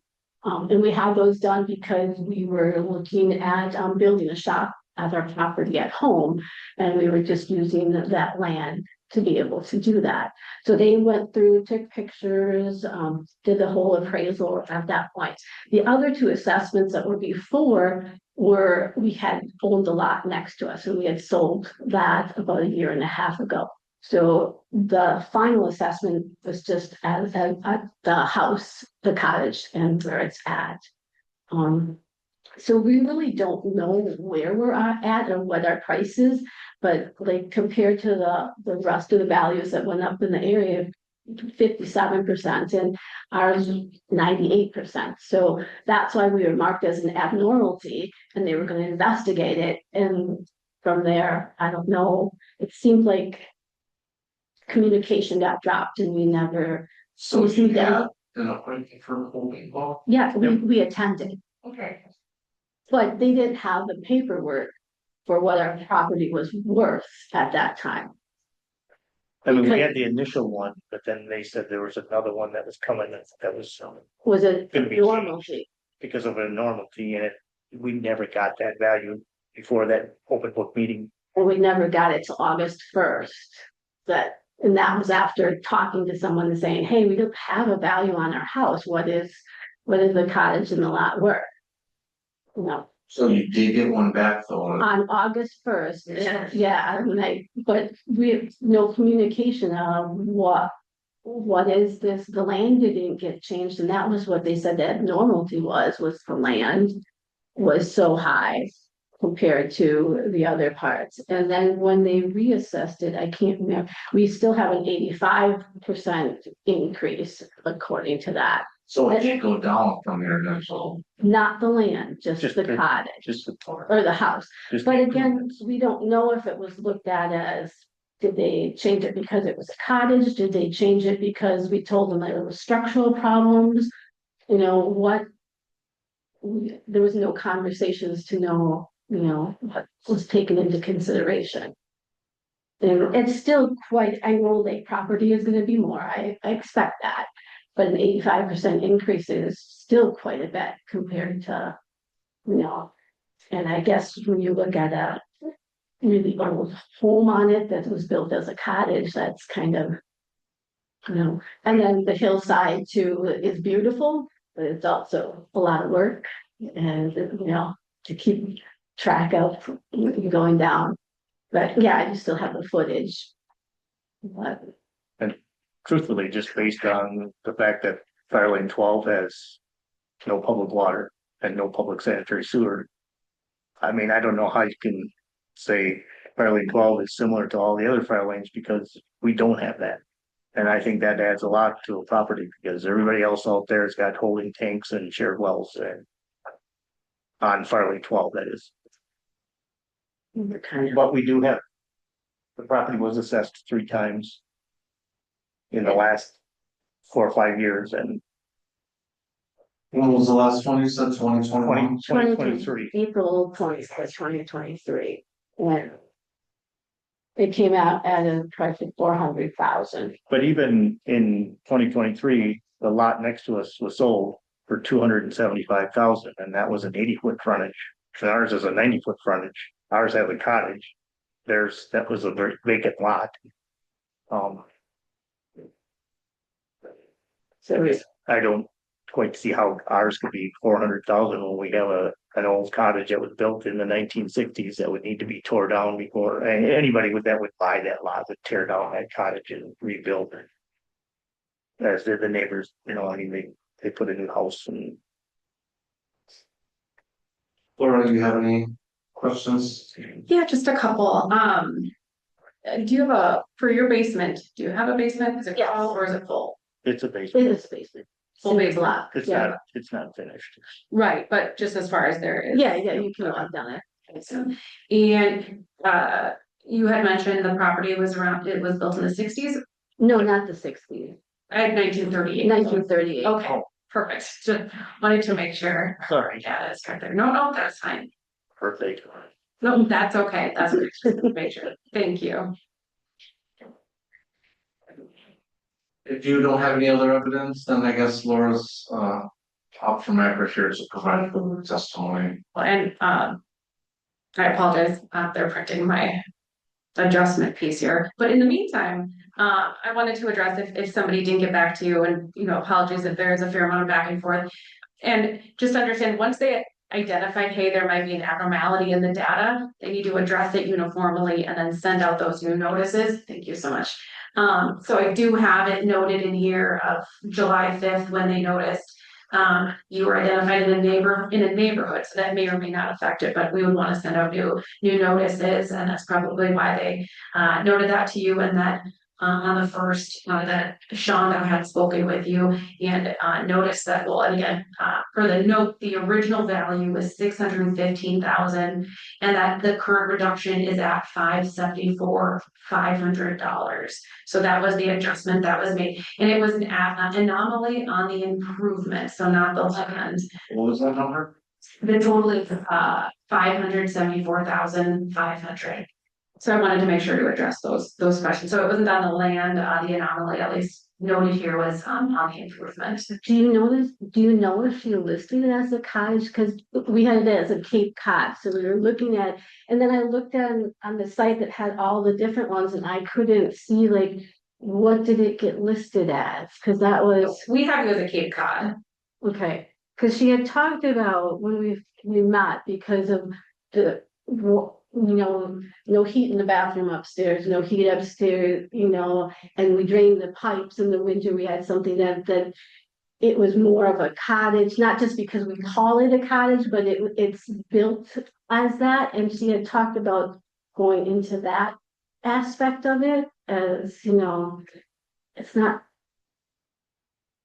used as a. Well, no, it's not used, but I don't think it could be used as a house unless somebody came in and somehow put the furnace pipes up through, I don't know, but because we did look at it. We have a vent in the floor that the air from down below, like the old fashioned farmhouses have, so, and we have to keep the heat on in the winter because we have the shared well, so we can't shut everything down. Sure. So and this is the first time I'm hearing from the property owner. Shonda again was the person that one of the assessors at Accurate that had worked together with her. So full disclosure, because this property size, age, and it being the fire lane, I've added this property with the comps from the last one, as they would still be applicable. The adjusted value would still be higher than the current assessed value. One of the attributes that hearing some of this, you could adjust cottage a lot of times for us would be of an older home, 1938, you could reclassify it. I guess I'd want to also cite it for an on-site visit. And we can try to arrange it to a time if you aren't there full time to take a look and see how you're using it. Most often a cottage doesn't have air conditioning. A lot of times wouldn't have a basement. Maybe some of those attributes, like not all homes are being heated, or the majority. Sometimes a lot of cottages don't even have a heating source that would be universal. So we'd want to maybe do a deeper dive on how you're using it, what's all insulated. Could it be ran all year round? A lot of cottages you can't. You couldn't physically live in it because of attributes of it. If you would live in it year round, that would be one of those factors. So I'm not saying no, but again, we maybe want to do some, or it seems more of a choice to kind of not have those things versus hey, we'd have to renovate or add some things in order to use it year round. We would definitely have to renovate to use it, like. Well, and not by choice, by functionality, like the building itself couldn't retain the heat due to lack of insulation type of thing. But again, and then again, by that, I'm looking at some of your ratings as far as what's noted. The grade is a D+. That to me would speak more to the architecture of it. So again, not a lot of insulation, not a lot of heat going through it. So, but with that in consideration, it's in good condition for that type of architecture, right? Again, even if we were to bump down some of those to more average for 1938, for average for those Cape Cods, it would still support on those adjustments because the differential from this grid at 550. Oh, sorry, I'm reading it as 595. Instead of the 559. So 559 adjusting into the grid. Again, I can't speak for Shonda, but if one were to adjust to these comparables with these in line, one could see the adjustment down to 558, 800. 559, 800, you're saying? I can't get these words out. 559, correct? Because you have to run to the nearest picture. Sure.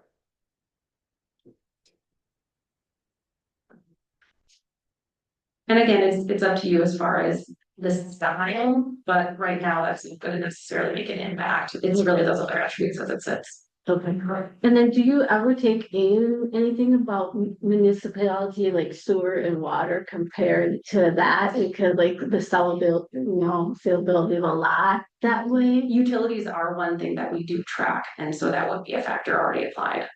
To as far as if they're the city land? or if it's sewer, private or. You did that to the land already, and it's still 100% increased with. We haven't seen a difference. Okay. In one purchasing. And even if at this point, right? So each market factor, each market environment could be different, right? So. And if you house the well for the other properties, because they actually have to come into our house when we're not there. Like, because after we had a house explode down the way, like what, 6 years ago, remember?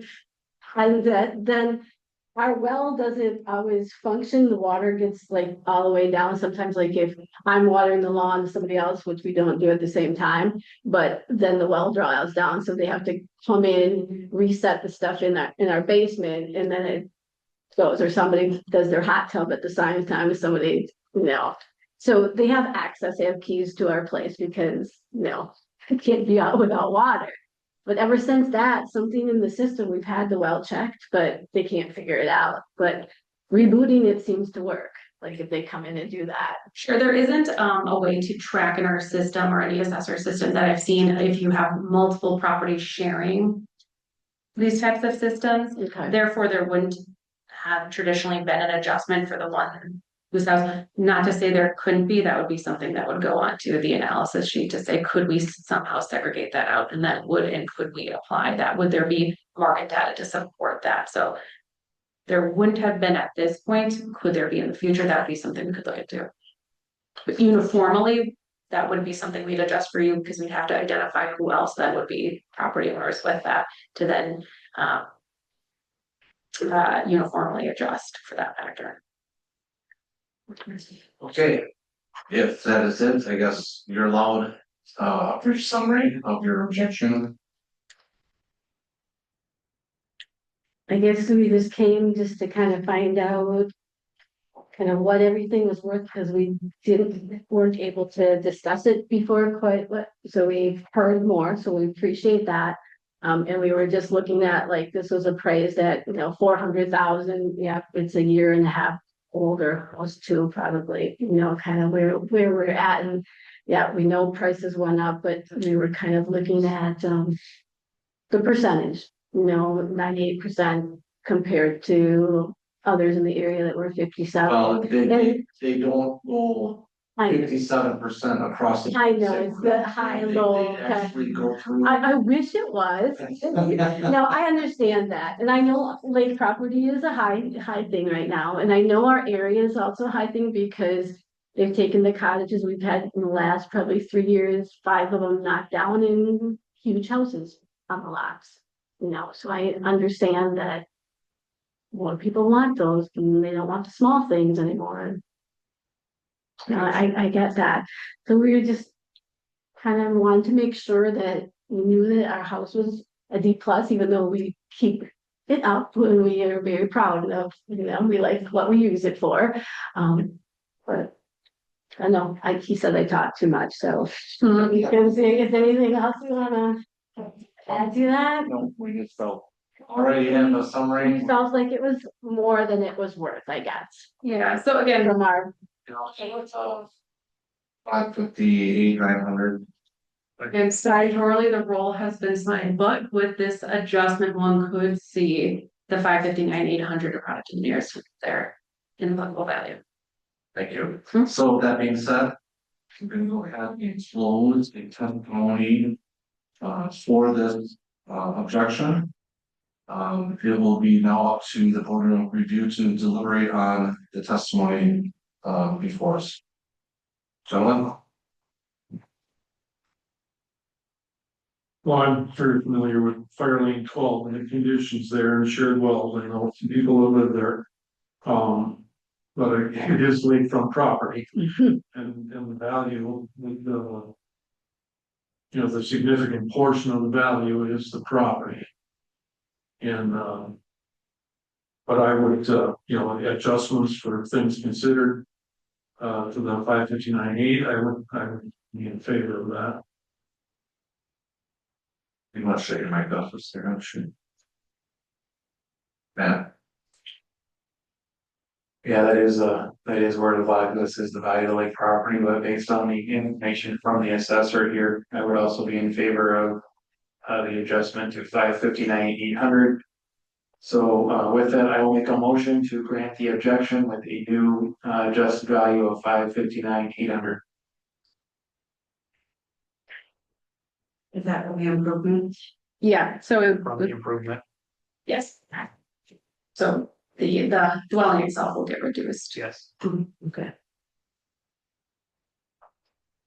A question, did the objection include a requested value or a suggested value?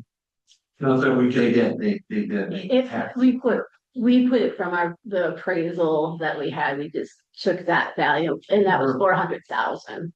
Right, so if we say we approve the objection, really we're denying the objection, but we are approving, we can make a motion to adjust the number, That's what kind of meant that, didn't you? I'm not sure of the legality of it. Just so we don't. Didn't we just do that previously? We adjusted on someone's. Okay, all right, so. Just so we're clear. Yeah. Matt said that we're granting it up to a dollar amount. Calgary State, so I'm willing to grant an adjustment to the property of 559,800, just so we're clear then. I'll second that. Okay, we got a motion by trustee Lancaster and a second by trustee Field. Let's go ahead and do a roll call hold, Matt. Aye. Aye. Aye. Okay. I think we just did a full adjustment for Thank you very much. Thank you. Yeah. Next up, we have Mark. No, I was just sitting at home waiting, so I thought I'll wait here instead. Well, Yeah. Right, thanks. I can put that just right. Yeah, this is the case of Mark Parmentier. Yep. The address of for the property in question is W6909 Manitowoc Road. The land value of this property is 38,600, improvement at 435,700, for a total of 474,300. And Mark, right hand raised to swear in, please. Do you solemnly swear or affirm that the testimony which you shall give in the matter now on hearing shall be the truth, the whole truth, and nothing but the truth, so help you God? Yes, I do. Please state your name and address for the record. Mark Parmentier, W6909 Manitowoc Road, Menasha 54952. If you give me a second, I'm trying to find it in our record. Right there. It's got my wife's name, right? It's gonna be my mother. You're right in the middle of it there.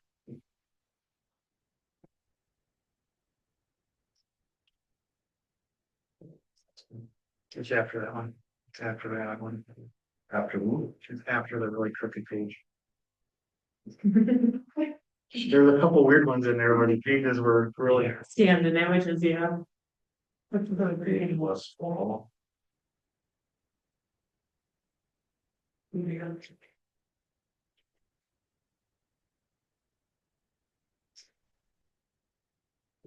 Where I put my laptop. Okay. It's not good. Like, it's not any Joel. So anywho, go ahead and provide us your evidence and testimony for your reflection while I search something. Okay, well, we were out of town when a whole bunch of this stuff started, so I had to catch up mode, so I didn't get any kind of estimates or anything, but. I did contact Accurate, and I talked with Dana there. And she gave me some comparables, but I didn't really feel that they were. Our house is 37 years old, and for the comparables, because she said they wanted to stay in the same neighborhood as much as they could, but two of them were 2024 houses, like a year old. And then another one was lakefront property, which was still pretty old house. I think 1990, mine was built in 88. But anyway, I thought anyone who's gonna buy a house like mine is gonna buy an older home, not a newer one. If it's based on sales market, a brand new house is a brand new house, right? It's not a real older house. So I picked out other comparables and went around, and even the one that's on Lakefront, that's on Fire Lane 4, I went and looked at that one. I took pictures. And basically what it boils down to is, no one came to look at my house. The roof's 26 years old, so I know the roof needs to be replaced. The driveway is really bad, cracked, and I took pictures of that, and I went and looked at these other houses and took pictures. I did send pictures. I don't know if you guys got a chance to see them, but I understand, I had classes in real estate, so I understand how comps work, you add for this, take off for that. And I don't have a problem with that. But no one came and looked at my house, and the driveway needs to be replaced. Okay, it's 80 feet long. You can see how long it is in the picture there.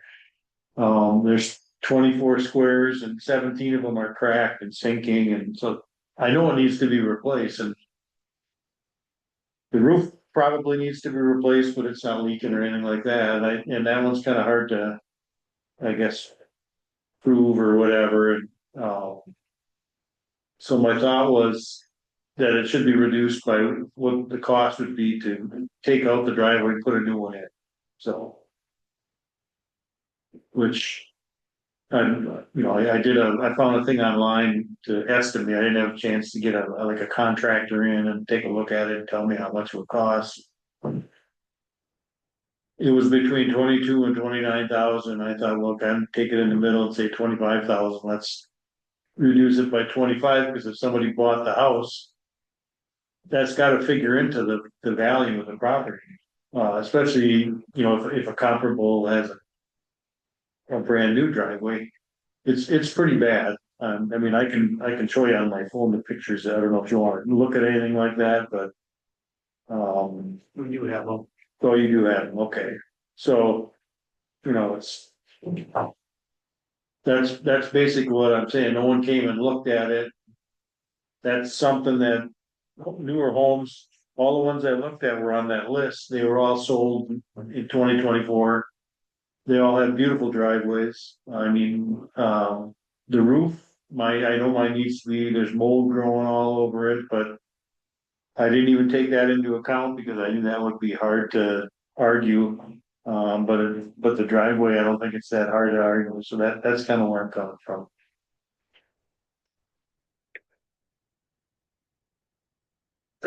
Any questions for the objector? I do, if that's okay. Sure. So for your driveway, I guess I wanna know a little bit more about what's happening. Is it, causing any disparity between the house? Like, is it sinking? Is it Yeah, raising? it's sinking into Sinking. the wall when it rains, the water runs towards the house. And that is causing water inside the property. Well, we don't have water inside it. The sump pump runs a lot more. Okay, any foundation issues, any pushing in of the? No, Okay, no. okay. nothing like And that. kind of similarly with the roof, you said is kind of towards the end of its useful Yeah. life. Again, any active water that comes in? No, it's not leaking anywhere that I know. I haven't been up in the attic, but Sure. I don't think so. Okay. Thank you. Yeah. If no other questions for the property owner, I guess Laura, you get to do your stuff. Back to black and white, guys. Yeah.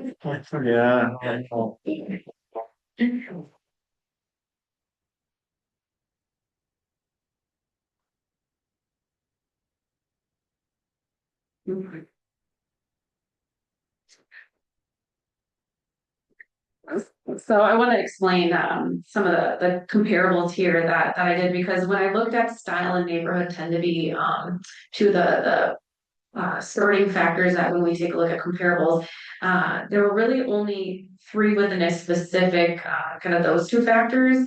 But two of those three were new construction 2024. I didn't think that was those two an age would be an appropriate comparison. So that's why the fire lane one ended up in there, just on age. And again, just looking at the home, not the land, was added. Then the others would be comparable, more comparable within the next closest neighborhood location wise that I could find. That would then again have more comparable age and size, same style, and those other attributes. So I just kind of wanted to explain that, because that would be a little bit different than some of the other ones we've looked at today. So just making then any appropriate adjustments in the grid came to the supporting its current valuation there. But I did want to address some of the pieces of the property owner brought up today, being the roof and the driveway, and the reason why I asked some of those clarifying questions. When we see permits coming through for a roof replacement, we do deem those as maintenance items. You need a roof in or in a condition of which is not essentially causing other issues, right? So you got to maintain a roof in order to maintain the integrity of the house. So we wouldn't add value when a roof gets replaced. So we traditionally won't decrease value if a roof is towards its end of useful life. Again, unless maybe there's other things occurring, which is why I wanted to ask some of those things. If you have issues like water now leaking in, is causing water lines on ceilings and other issues, that would be something that then maybe we would take into consideration for an adjustment, and then we would traditionally flag. So when it gets replaced, that would be a time where then if we would traditionally increase for roof replacement, we would kind of make them back whole at that point. Same thing for driveway. Even on a new construction home, we would count that as completed and valued without the driveway being done, and if it's gravel versus concrete, we value it the same. Now, again, if there would be issues stemming from driveway issues, like not just the sinking, maybe you can't physically get an average car in because that lip has become so substantial. Or now we have some water drainage that is now actively leaking consistently into the basement. Or now I've had to look at foundation bracing because it's starting to push in at that wall. Things to be careful of, and if occur, I recommend letting the assessor know, because we're not the first person one would think of to give a call. But without those other things happening, it would be something that we would make an adjustment for at this time. But again, I caution the property owner, if that does happen, gets to either of those points, let the assessor know. So even if it's a 1 year reduction before it's remedied, at that point is when an adjustment would be made. But from what I'm understanding right now, it would be something that I would add an adjustment for. So the value as it stands would still be supported. So how would you make a determination that, like, concrete, or when you're doing these, that, oh, they're gonna need a new driveway because it's cracked up? How would you as an assessor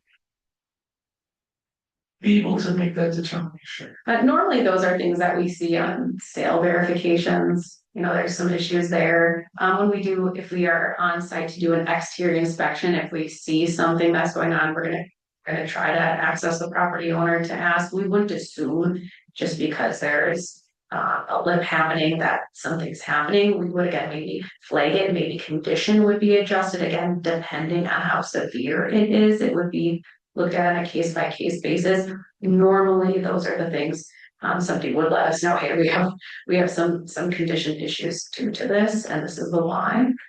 That's one of the benefits, honestly, of a market valuation, is that's when people tend to tell us those things. And that's why I encourage, if we're not in a market value year, let us know those things. But if I just saw that there's a lip, I wouldn't adjust for it. It would really depend on the situation, and then try to find out more information if those things are occurring. Gotcha. Do you have any questions? Well, yeah, if that was the case, why didn't she just tell me that? To tell you what, I'm so sorry. The lady that accurate that I'm in communication with Dana, she never told me any of that. She could have just told me that, and then I probably wouldn't even come here. Yeah, I don't know what the conversation was if you were. Well, I can show you the emails if you want to read them, but I'm just saying. All she said was, your assessment is accurate, that's all we're gonna do. Well, okay, well, I'm gonna bring it forward. Sure. I just, to me, the market value, because that's the way it's presented, oh, we're doing a market survey, and this is what the value is, and so if somebody came and looked at my house, they're gonna, if there's another one identical and their driveway's not all beat up or whatever, they're gonna buy that house. I mean, at least I would. That's all. Okay. Okay. Any other questions for the, so you guys, assessor or the property owner? If not, you want to give a brief summary. If you don't care to, I guess we can move on, but you have an opportunity to provide a summary. Yeah, well, I think I just did. You know, my feeling is if it's based on market value, that, the market value is lower by the repair costs for the driveway, but, I guess we've already heard that that doesn't count, but that's my summary. Or if you have a summary for me. No additional. Okay. That being said, I'm gonna go ahead and close the testimony portion of this objection. It'll be up to the board of review to deliberate on the testimony that was provided and make a decision. Gentlemen?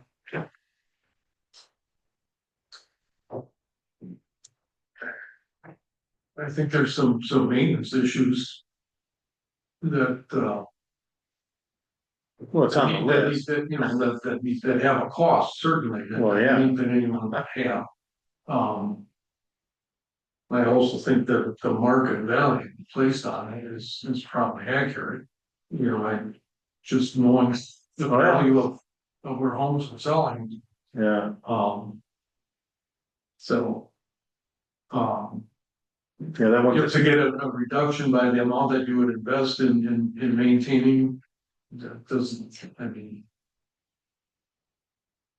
That, I don't think that's, you know, it doesn't, to me, reduce the value of the market assessment. I know, yes, if those were done, would it sell for more? Yes. Yeah. Okay, that's great. I get it. The- You're not gonna hurt my feelings. I'm okay.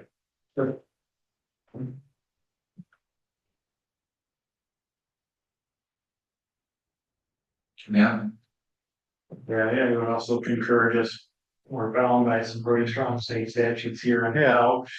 An appraisal to counter what the assessors provided us here. Being that the current value of 474.3 is below the average adjusted of 533, I do, you know. You might be surprised at what your house would actually sell for, you know, as far as with the 1.14 acre lot and everything, so I would also have to deny this objection. So with that being said, I'll make a motion to deny. I'll second that. so we have a motion by trustee Lancaster and a second by trustee Deal to deny the objection. Let's go ahead and vote, man. Aye. That is 3 ayes to reject the objection. Sorry about that. That's great. All right, so the next person up is James Femel. Is he not here? Is, I guess he's got 2 minutes left in his time. If he shows up in the next 2 minutes, so be it. Yeah. Otherwise, we'll wait until the next Water is running. person is. Oh. Is that if Yeah, and they dreamed of it was like. One nothing, but. I wish they. So. I'm so excited. I'm really not sure. You have to sit right there. Okay. Yeah, it's sworn in. Oh. Kind of like being in court. You get to kind of like be in court.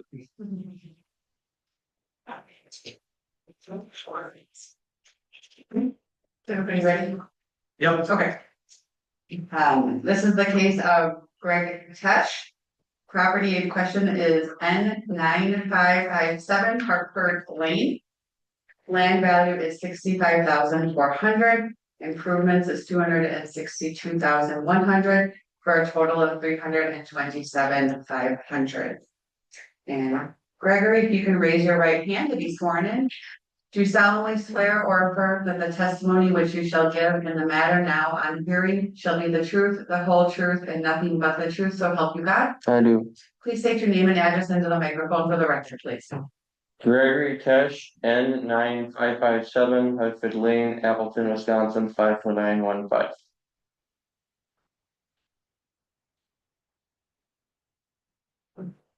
So part of these proceedings is the property owner does get the opportunity first to testify and present actual evidence as to why they object and to provide us with a opportunity to tell us what your property should be assessed to and as to why. So I'm gonna go ahead and let you go ahead and present your testimony and evidence. I just obviously got the thing showing a huge increase, and that seems crazy, seeing as though, I mean, that house is 25 years old and it needs a lot of, just your average work. The driveway's cracking, the back paver patio is all breaking up. I mean, the flooring all has cuts in, building all has stains in. I mean, needs a lot of work to try to get anywhere near that value that it was posted on the thing.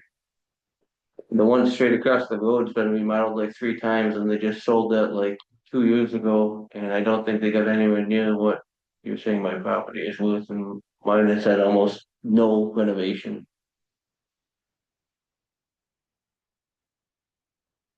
There was an appraisal done on it about 2 years ago that came in right at 300 flat, and real close, it was on my paper. What it was, but even then, like, however they do their process, like, nobody actually looks at the physical condition of things. So you had an appraisal already done at 300,000 2 years ago? That was submitted on the form. It's like July 2022, so 3 years ago. You know, I'm trying I refinanced the house and that was everything. Last one. What page is that? In the very, it's the last one, or next to the last one. It's the red image. I know that one, okay. Right I here. clean out buildings, so whatever paper I get, that's what I use. I don't buy paper.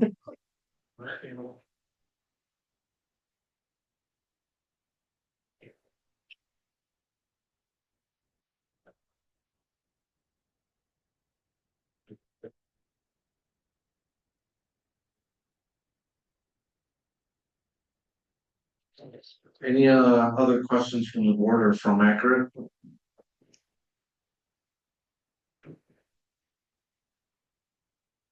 No, all right.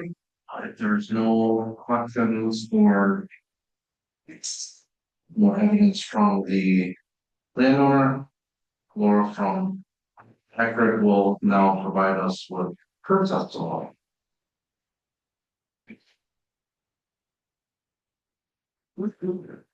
This is when my printer started really. Losing its form.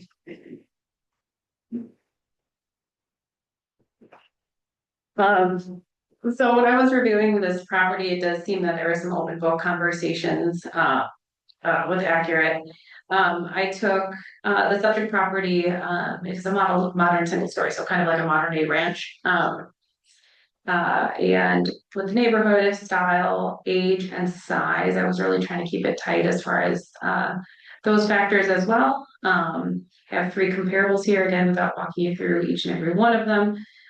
Again, keep in mind when it comes to those quality ratings, it's per the age of the home. So we would expect wear and tear, things are generally being maintained but not improved upon if it says average, right? So good would be there's probably some additional improvement. Average, which is C grade, to me would be contractor grade materials normal for that time. So again, doing the grid, it was supported of the price per square foot and the overall total value. So there wasn't any additional adjustments I had made or this point. Any questions for Accurate? And you can ask her questions if you have any. My only question is that my understanding is that the assessed value has to be within 10%, plus or minus 10% of fair market value, which at the value we have here at the 327,500. If I were to take his appraisal at 300,000, which was done 2 years ago, I add 10%, that's 330,000, right? Yeah, well, that 10% generally is the state's value on their state total value. So not necessarily applicable to that appraisal. I would take a look at what the ratio was and what our time adjustment had been. I can see for 2023, we would have a 2022 adjustment, or I'd have to, what would it be, whatever that ratio was, and what it would take to It bring was it like up to. 0.71, but it could be wrong.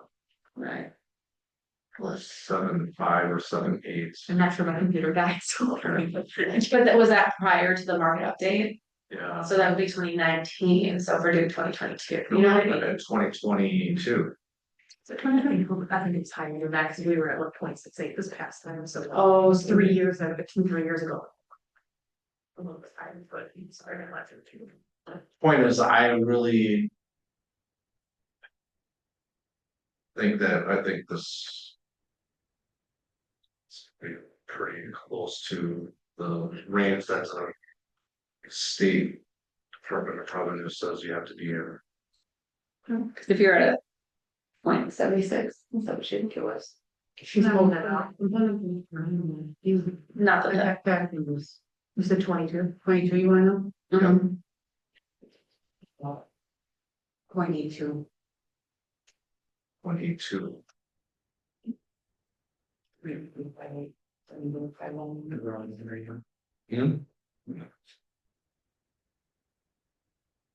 I mean, not that this is the great math, because it would technically take more than the difference to increase it, but it's an 18% difference, which would be two, and it was 300,000. So 354. Which technically would need to be higher than Yeah, exactly. that. So it's under that if we were to kind of adjust based on the DOR. Assuming that's what the major cost comparison. That being said, do you have any other testimony or does anybody have any other questions? Okay. That you have an opportunity to provide a summary to us, about your objection, so I'm give you one last opportunity to. Ask your question. Said anything that I felt previous to this, I don't really feel like I have anything else to. Okay, Laura? You're good? Okay, that being said, I'm going to go ahead and close the taking of testimony. The board of review now will deliberate on the testimony that was provided and provide a decision. Gentlemen.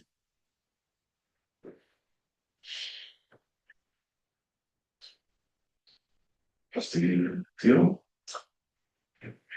Thank you for coming in. You know, you said your assessment went way up. We've seen that across the board. Everybody's has, and for the most part, right? There's an exception to every rule, but it hasn't been done for 5 years. We're looking at changing that, do it more frequently, so we don't get this big shocking adjustment. But it's that point, we need to get by law the assessed values more in line with market value. Market value in Harrison has gone significantly up. And we've a gentleman just ahead of you was saying they should, you know, there's some maintenance things that every homeowner has to deal with, and we can't deduct that, you know, some maintenance things off of market price, assessed value, That's how it's. if you will. So I feel too that looks to me like this is probably a fair assessment.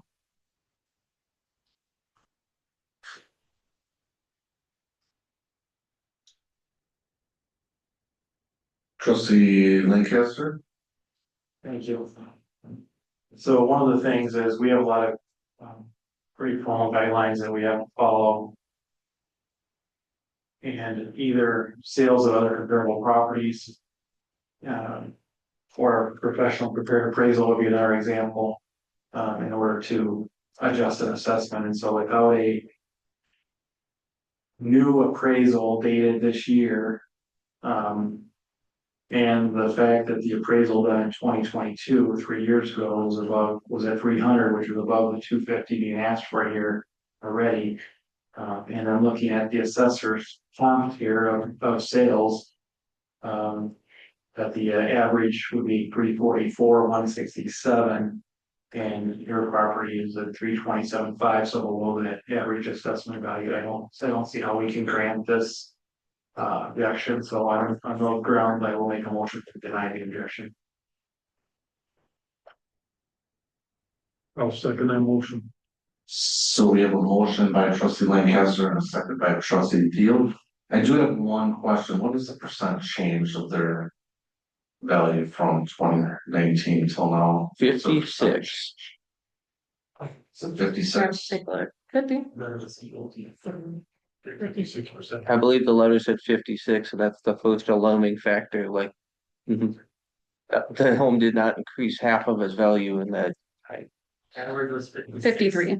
53, so his increase is less than what the average is. Okay. So that's village wide, everybody in the village on average, their properties have gone up, property values have gone up 57%. Nationwide, they've gone up 55% on average, so we're just 1 or 2 percentage points above average. But because you are your increase is lower than the average, that would mean that your taxes probably will go down very so slightly, but they probably will go down because you did not go up at 57. If everybody went up at 57%, your taxes pretty much would be the same. But because you went up lower than the average, you're probably gonna have a slight reduction. In the home values in Harrison, if you look at the sales, I'm surprised a house behind me just sold, I couldn't believe what it sold for, so I mean, the houses are selling for a lot of money in Harrison right now. Well, maybe I should sell and move someplace else then. We have a Pay motion, double interest rates. we have a motion and a second, so we're gonna go ahead and vote on roll call. Matt? I, So we're gonna. Just for me, it's, you've gone down lower than the actual rates. Mine went up, pretty significantly, so. mine's up almost 8%, yeah. Alright. So after I sell it and can't get that for it, is there a different appeal process? Well, it won't be your.